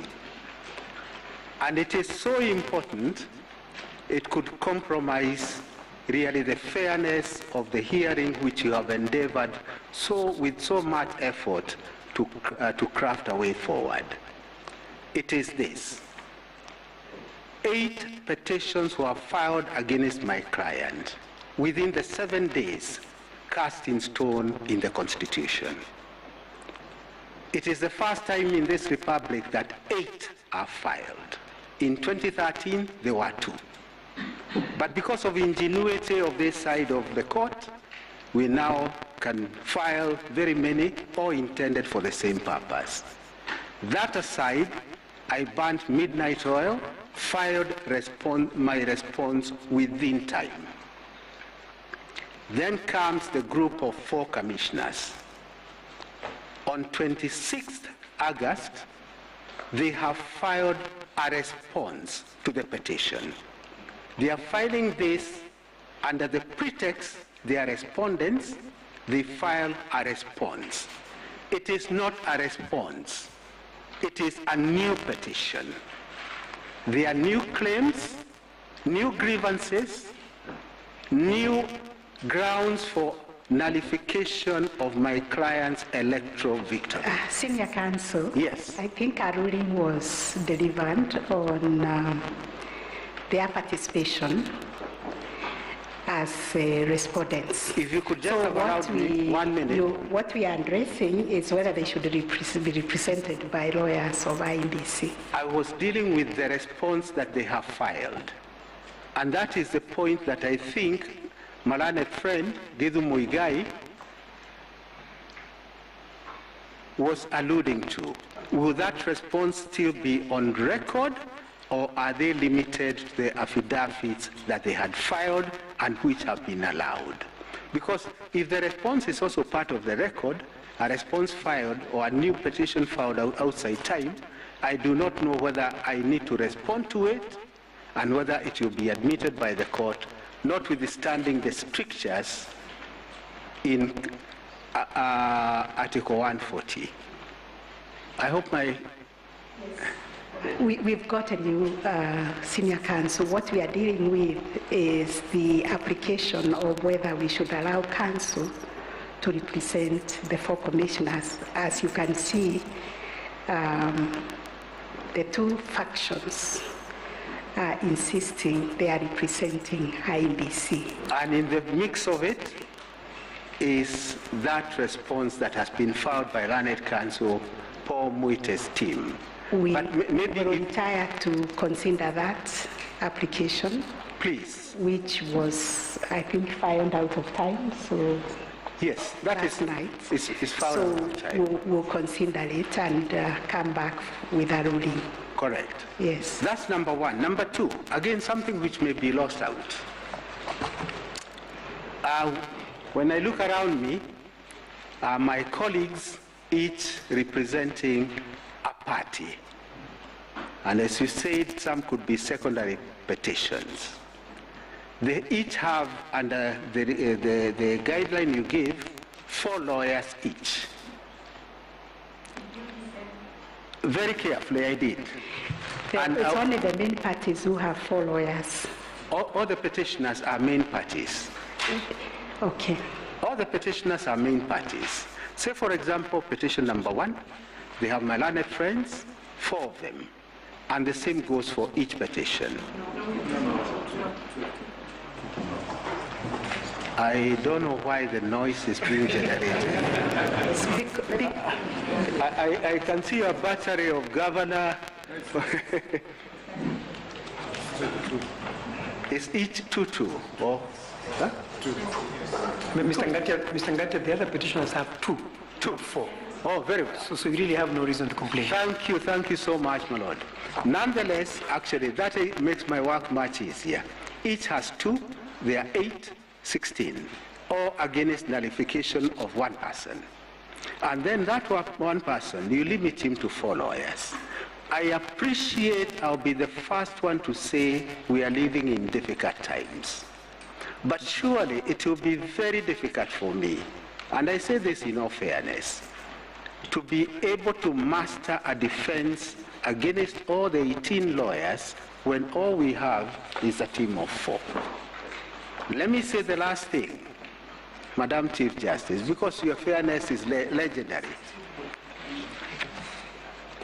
The total time given my learned friends, all the 8 of them, is 8 hours. I have been allowed 3 hours. I would have requested you, Madam CJ, if there's any way you could, allow me at least half the time that my opponents have, so that I could at least be able to master a defense in relation to petition number 5, the primary, and the proxy ones, the 6 of them. That is all. My lady, if I may, Milady, if I may have your indulgence for only 1 minute. I noticed that my lady observes that this application was filed out of time, and we admit that that is so. But the reason is that it is not one of the applications contemplated under the rules. Issa Mansour, Esquire, filed his papers on the 26th. We did not expect that there would be another petition filed in the guise of a response. Because what the 4 commissioners have done is to file a fresh presidential petition outside the constitutional timelines. We agonized as to what we ought to do in the circumstances, and the only thing open to us was to make the application on the 29th. So we beseech you that if you find that it is out of the normal timeline, you nonetheless grant us an extension of time, because resolving this matter is very fundamental to resolving the petition. It is, my lady, this court that has repeatedly cautioned us that we should never attempt to resolve such a weighty matter as to who is the legitimate president of the Republic of Kenya on the basis of subterfuge. And I do pray, therefore, that you consider very seriously, my lady, that application, so that you may guide us accordingly. As regards time, we have another request.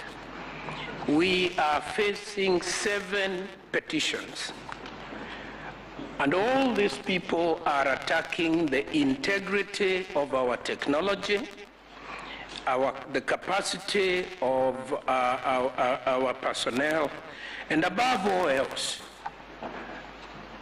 the integrity of our chairman. We would ask for just 1 more hour so that we can meet these 7 petitions that have been allocated 10 hours. Thank you very much, my lady.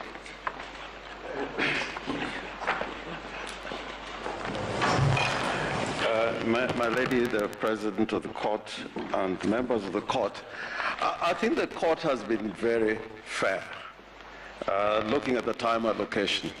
We have 7 petitions, and in all those 7 petitions, we have been given a total of 6 hours, with a little bit more time for the petition number 5. We have 3 hours. The respondents similarly have 6 hours. And I think that taking into consideration the time that we have to hear and determine the petitions, I think that the time allocation has been very fair. Otherwise, if we have to follow the arguments by my learned friends for the IEBC, we would similarly say that our petitioners had a lot more to lose than the other petitioners, and therefore we should be given a little more time. But I think in the circumstances, I think the court has given a fair consideration as to the interests of all the parties and how to accommodate all the parties. 6 hours for the petitioners and 6 hours for the respondents. It's 6 hours. I think you do a little bit of mathematics, you'll find. I did a little bit of mathematics.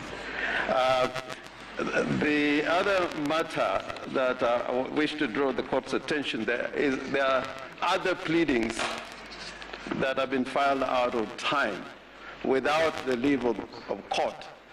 I would invite the court to look at those pleadings that have been filed out of court, out of time, and without the leave of court, to be struck out, because parties that have been served with these pleadings at the last hour would not be able to respond to them.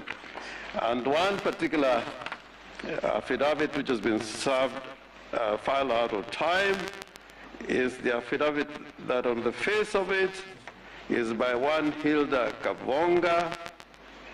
That has been filed by the Electoral Commission, the first faction of the Electoral Commission. And at the last page, it says it's been sworn by Martin Wachira Nyaga. So some mutation, biological mutation, must have taken place. And that, I don't know how to crack that one. But the bottom line is that they've been filed out of time and without leave of court.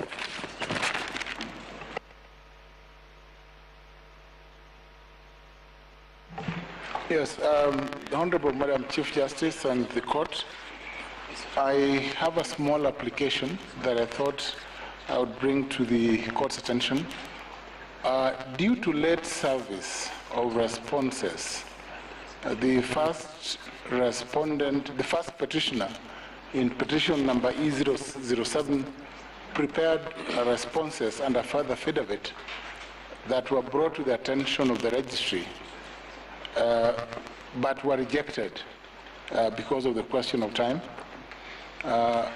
In the same breath as my learned friend Professor Githu Muigai, who has not filed a response to an application by ISA, we would seek leave your leadership to file the affidavit. It's a small further affidavit of only 44 paragraphs, which is as a result of late service, your leadership, and submissions by the first petitioner in E007. Your leadership, in terms of representation, just weighing in on what my learned friend has submitted, Mr. Professor Githu Muigai, Senior Counsel. There are only two professors and senior counsel in court, the two of us. Why can't all of them appear for the IBC? All the senior counsel can appear for IBC so that the court is richer with submissions from all parties, so that we hear the Chebukati faction and the Cherere faction, and I think the court then can make a good decision. Last, your leadership. On the question of time, I just want to confirm that we only have 6 hours, like Senior Counsel Rengo said. And if my learned friend thinks that there are too many petitions, they can concede. That's all.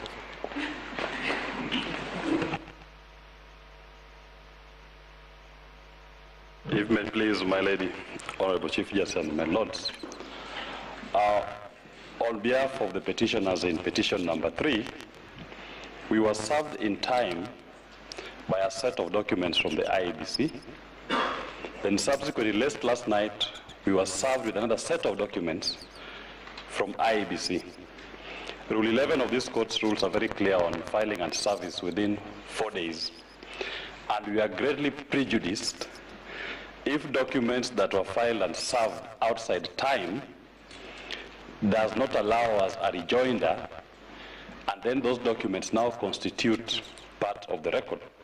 We'll urge my ladies and my lords that when you consider the issue of representation of IEBC, please take into account that in respect to petition number 3, the IEBC faction, minority faction, served us with their documents outside time, and we had no opportunity to file any rejoinder.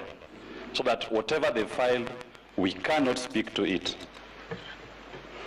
Can you name the party who filed late?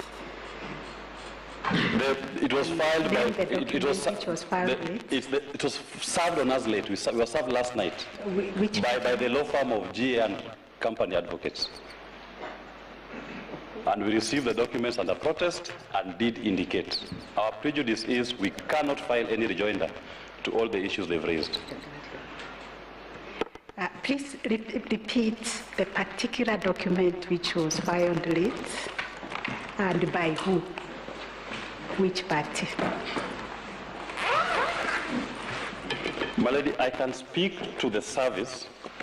We were served last night, last evening. They are the first and second respondents' documents filed by the law firm of G&A Advocates. the response to the petition from the same law firm. There is a replying affidavit by Michael Ouma, filed from the same law firm. The first respondent's replying affidavit, filed by the same law firm. All those, and there's several volumes of volume 1,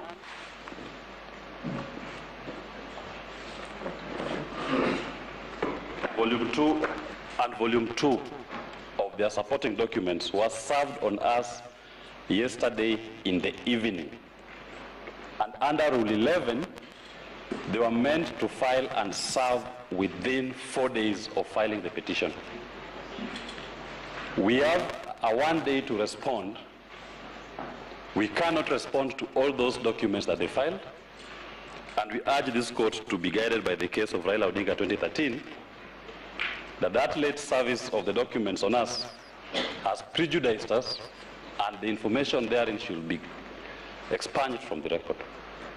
That's all, my lady. Thank you. Sorry, my lady, if with the indulgence I can also enumerate the pleadings which have been filed out of time.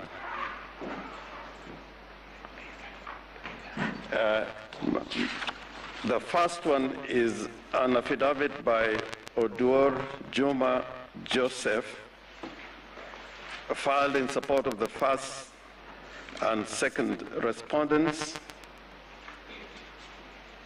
by G&A advocates. This was filed on Monday at midnight. That is last night. The second one is an affidavit by Moses Ledama Sunkuli,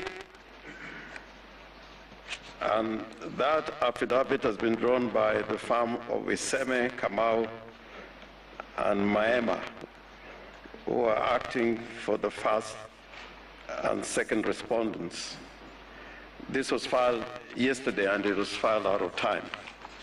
The third one, again filed yesterday, is by the same firm of advocates, Iseme, Kamau, and Maema, for the first and second respondents,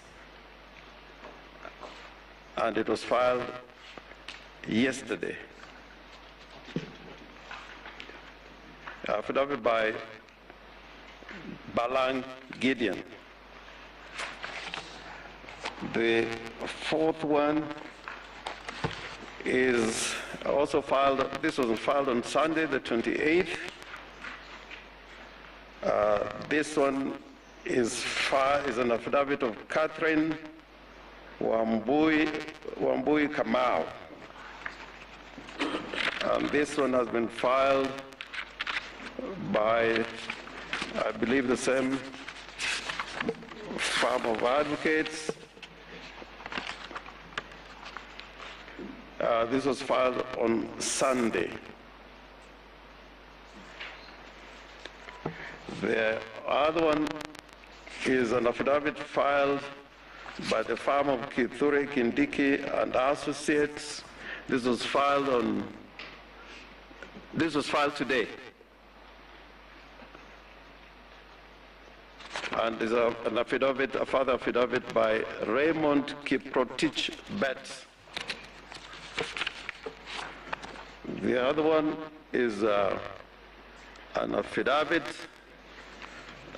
sworn by Martin Wachira Nyaga, an affidavit drawn by the firm of Iseme, Kamau, and Maema for the first and second respondents. This was filed on the 30th of August. This was filed today. Today at 2:45 a.m. The other one is an affidavit by Martin Wachira Nyaga, drawn by the same firm of advocates, Iseme, Kamau, and Maema for the first and second respondents.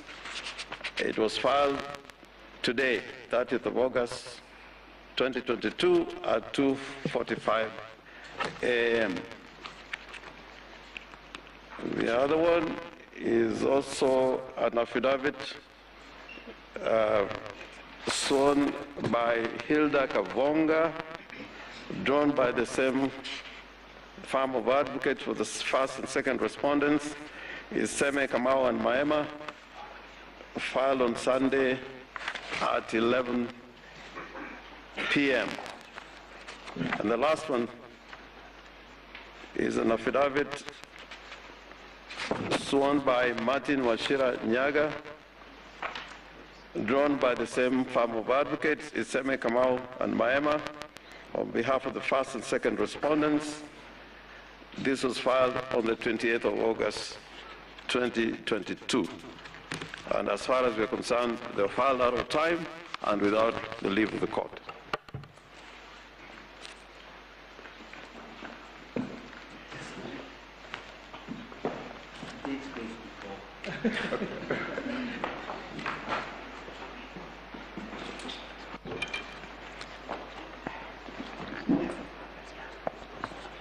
Your Ladyship, we may actually go into a wrong series of saying what has been filed late and only taking certain documents and not all of them. As I was sitting here, I've been served with a petitioner's further affidavit filed today. Today's 29? Filed yesterday, 29. And this is an affidavit that has been filed by the firm of Kenoti and Kive Advocates. I think there is need now to take a stock of what has also been happening and which may not have been quite clear to the court. The e-filing system has had tremendous difficulties. And this you will confirm from the registrar, and I think all parties where we tried to file, we had challenges, and that took a bit of time. But to me, because we all look first at our own self-interest, the beginning point is the response filed by the firm of ISA on 26th August, and which takes the form of a new petition. That would be the beginning point, because if you are to allow that, then that petition will stand unresponded to date, because I could not respond to a petition filed outside the 7 days. So as you consider all these rival arguments, allowing some and disallowing the others, I think the most fundamental would be the status of that response, which is in the nature of a new petition. Once that is resolved, the other petitions in my submission would be dealt with quite easily. That is all, Your Ladyship.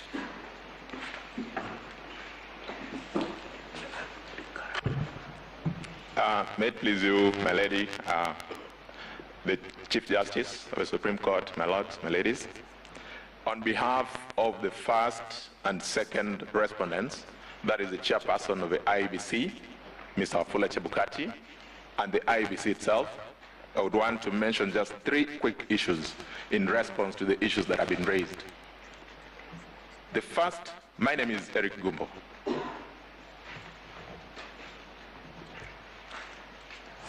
The first issue, my lady, is that just as has been indicated by Melanet Senior, Fred Ngatia Senior Counsel, the IT infrastructure of the judiciary and the portal upon which these documents are supposed to be filed had a big problem on Saturday. We did an email to the judiciary, got a confirmation that indeed the system was slow. And so that is the first reason why a number of documents came in late. Number 2, a number of these affidavits that have been alluded to before you this morning are affidavits that arose out of a response to affidavits that were filed by the same parties who are seeking to strike out these affidavits themselves. In particular, we got further affidavits from one John Gidongo. We got a further affidavit from one Arnold Ochieng. We got another affidavit from one George Joroge. And finally, one John Wesonga. These affidavits were filed way after the petition had been filed. They raised new issues. Specifically, they raised issues touching on the IT infrastructure of the IEBC. The most responsible thing to do, my lady and my lord, was for us to then do the affidavits. In fact, before they came in to raise the concern, we had ourselves wanted to raise this as a preliminary issue with the court so that we get directions. Because after we responded to the issues that they raised in their own further affidavits without leave, they again yesterday filed further affidavits seeking to now respond to the affidavits that we had filed responding to the issues they raised out of time. What is most interesting is that even in the affidavits that they filed as late as yesterday, they still raised new issues seeking to expand the four corners of the petition that is currently before the court, which then has the effect of making that petition mutate in form and character.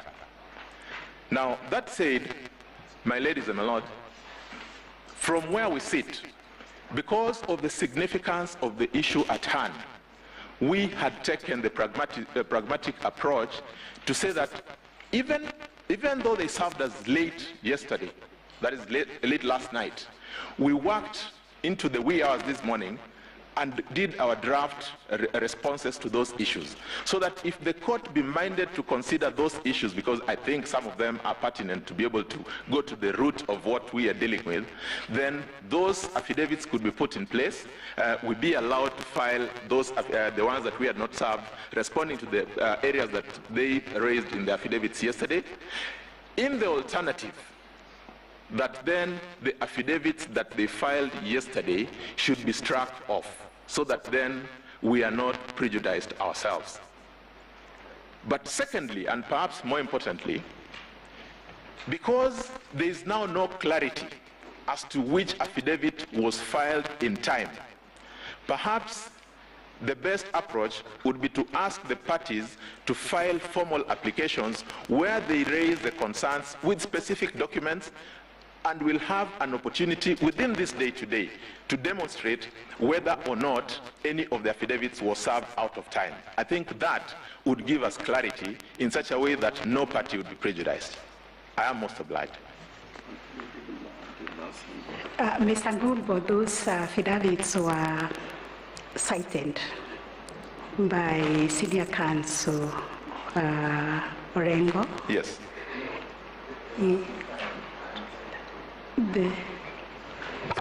Mr. Ngatia, sorry. Mr. Ngatia, as senior counsel, you ought to know how to conduct yourself. I do.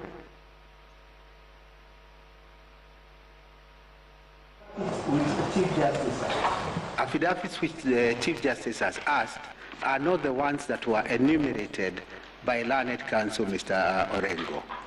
They are the new affidavits that were filed and served yesterday are as follows. The first one is an affidavit by Martha Karowa, Senior Counsel, of 28th August and served yesterday. The second one also by Martha Karowa of 27th August and sworn on 28th, and we received it yesterday. Celestine Anyango Opio, sworn on 28th August and served yesterday. George Joroge, sworn on 28th and served yesterday. John Mark Githongo, sworn on 28th and served yesterday.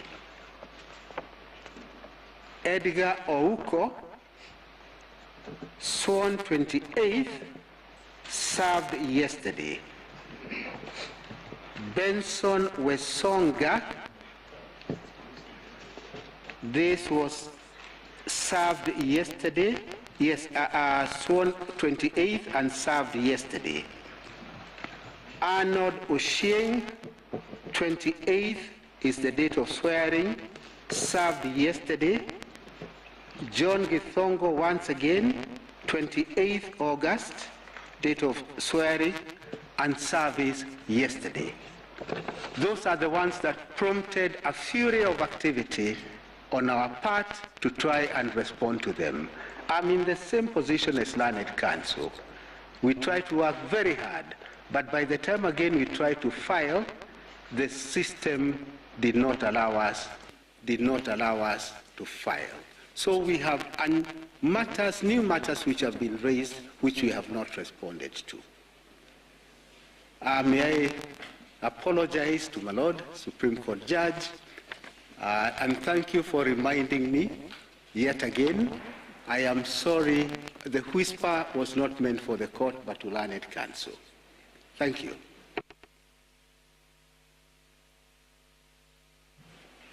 My lady, the Chief Justice, you had asked a question about the specific affidavits. My learned senior, Fred Ngatia, senior counsel, has given the list of those affidavits. In fact, the ones that have been served on us are the ones from John Gidongo, Arnold Ochieng, John Joroge, and Benson Wesonga. And my lady, I just wanted to mention that so that we are able to contextualize this affidavit, when we were served with the petition, we had a specific time within which to respond. We responded in time and served those responses. When the petitioners saw our responses, without the leave of the court, they filed further affidavits. Now, when those affidavits were served on us, we thought that perhaps instead of coming to ask for leave, we do the pragmatic thing of responding to them, then we come and have them formally, we get directions from the court on how to deal with them. Because it would have meant that we'd be making an application for leave today to file in further affidavits. It also then means that if we are to get to the four corners of the petition, then we must get back to the first date in time. After filing our responses, what came up? The new affidavits. How do we deal with them? That would be the question. I had given a proposal that because some of them seem to raise a number of important issues, and we have satisfactorily responded to those issues, we could deem all those affidavits as properly served, filed and served, so that then we forget about the side issues and go to the petition. More specifically, now that you have given us the issues that we need to be addressing you on. I am most obliged, my lady.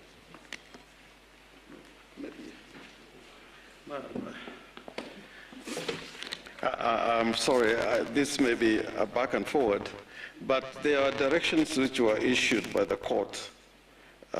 This, I think, was on the 23rd of August 2022, and the directions required, if I don't go through all the directions, it required the respondents to file and serve their responses together with their written submissions and bundle of authorities on or before 5 p.m.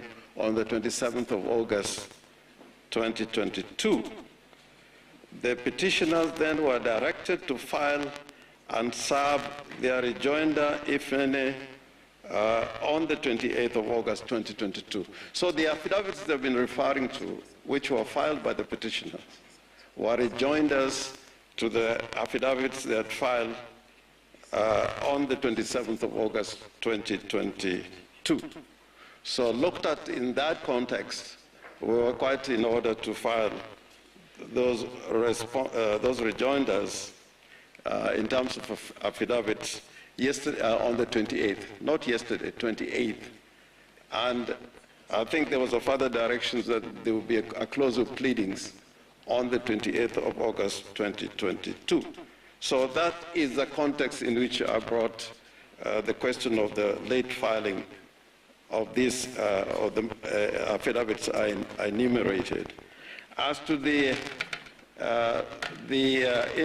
infrastructure of the court, we were in a similar position, but when we made inquiries with the registrar, we were told that if we had any problems with filing any documents online, then you could physically take the documents to the registry, and that's what we did. And there were absolutely no problem about it. In fact, because of those particular problems, in cases where we were required to file by 5 p.m., I think on inquiry we were told we could file the documents same day, but on or before 9 p.m. So I think the registry was quite helpful, and anybody who wanted to file a document within time, there were absolutely no problem at all insofar as the registry is concerned. But probably the court should look at all these documents, put them in context, and then make a decision. But our position is that the affidavits that I mentioned were filed out of time and without leave of court. We would need a demonstration that what we filed on the 28th was not in line with the directions that were given by the court. Thank you. We are hoping we could bring this to an end so that... Good afternoon, Lady Chief Justice, the Deputy Chief Justice and judges of the Supreme Court. My name is Mansour Issa. I am being led by Senior Counsel Paul Muite. My ladies, my teacher, Professor, and my People Master, Senior Counsel, Professor Guido Muigai, has alluded to the application that was filed by the firm of Iseme Kamau and Maema in the wee hours of yesterday. That application was filed on us at 3 in the morning, I think the first one. We had seen copies of that application on the portal before it was served, and we worked yesterday in the evening with the vice chairperson of the the IEBC, to prepare responses to that application before it was filed.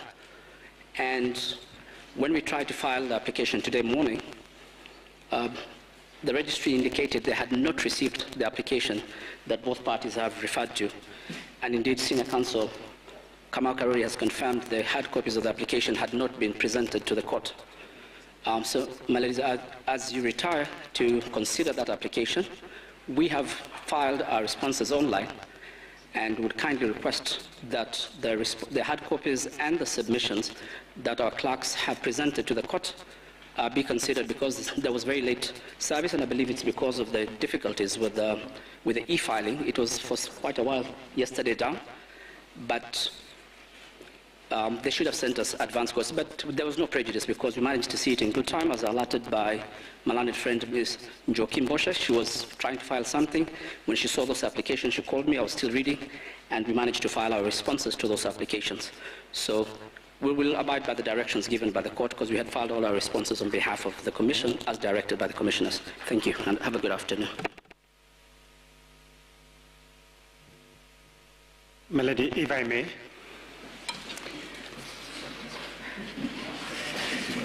My name is Kibe Mongai.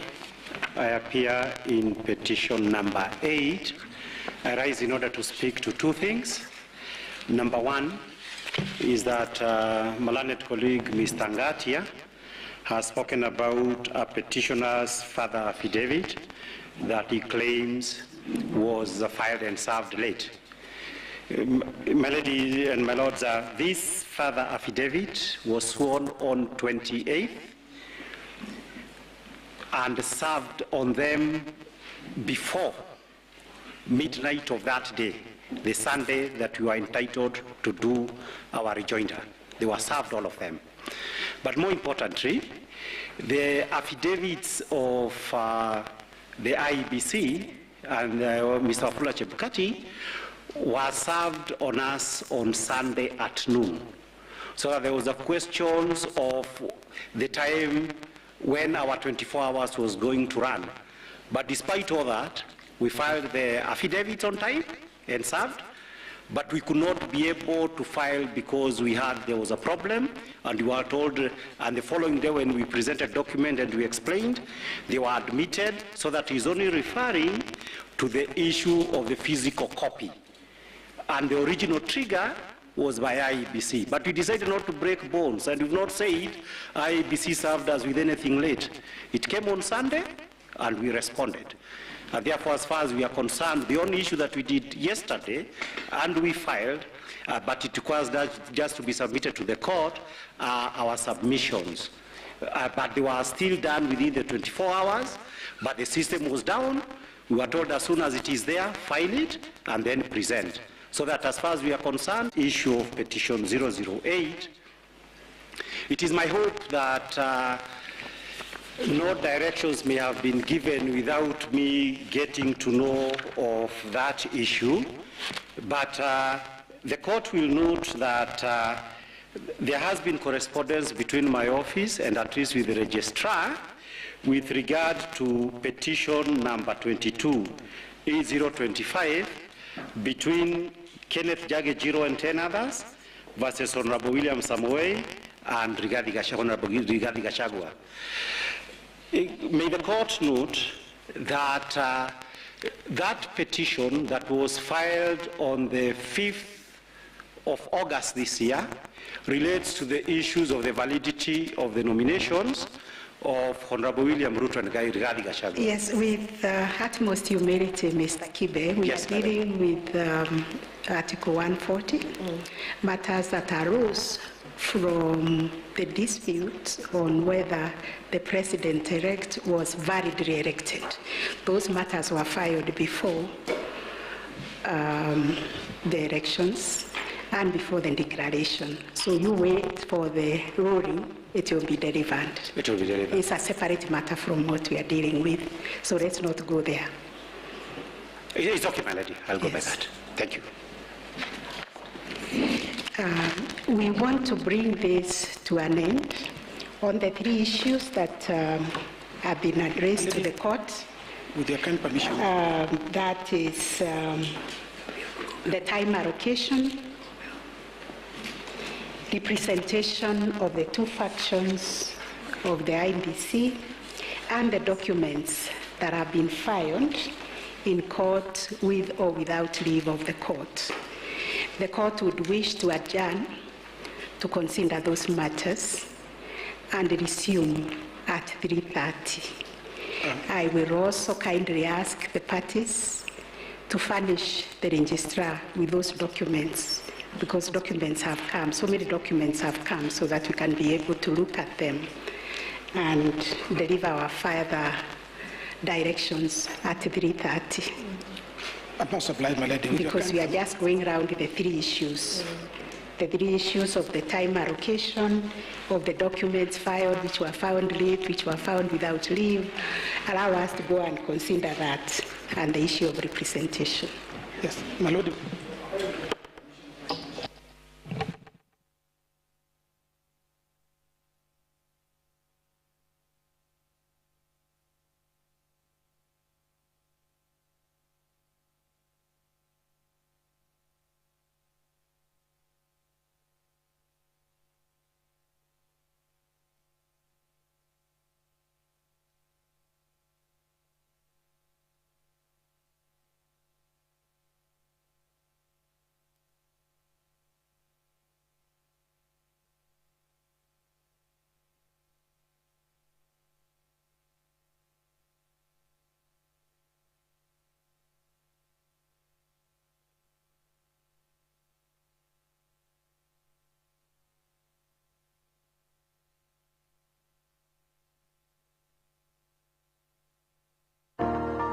Tabarira ya gwetega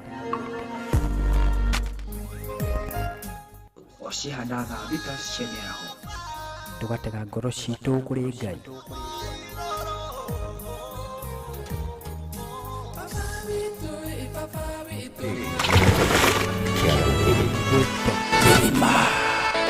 Idmari Kiaruhiri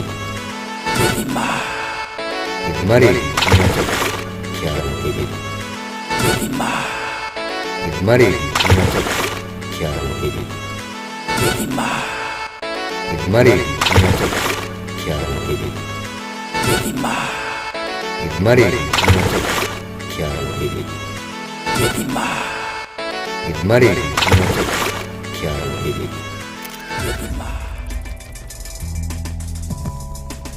Studios ni studio ya kiriri iliyongoli kuwashishia wewe video nibwo videography na uwabisha kwa photography na kamera shakiri magona ina mawiki mapana kagamu ona meshi ratio ona magona ina makeheri ona burodeka advertisements utugata witu nwa kwa kania butoya wewe ni professionals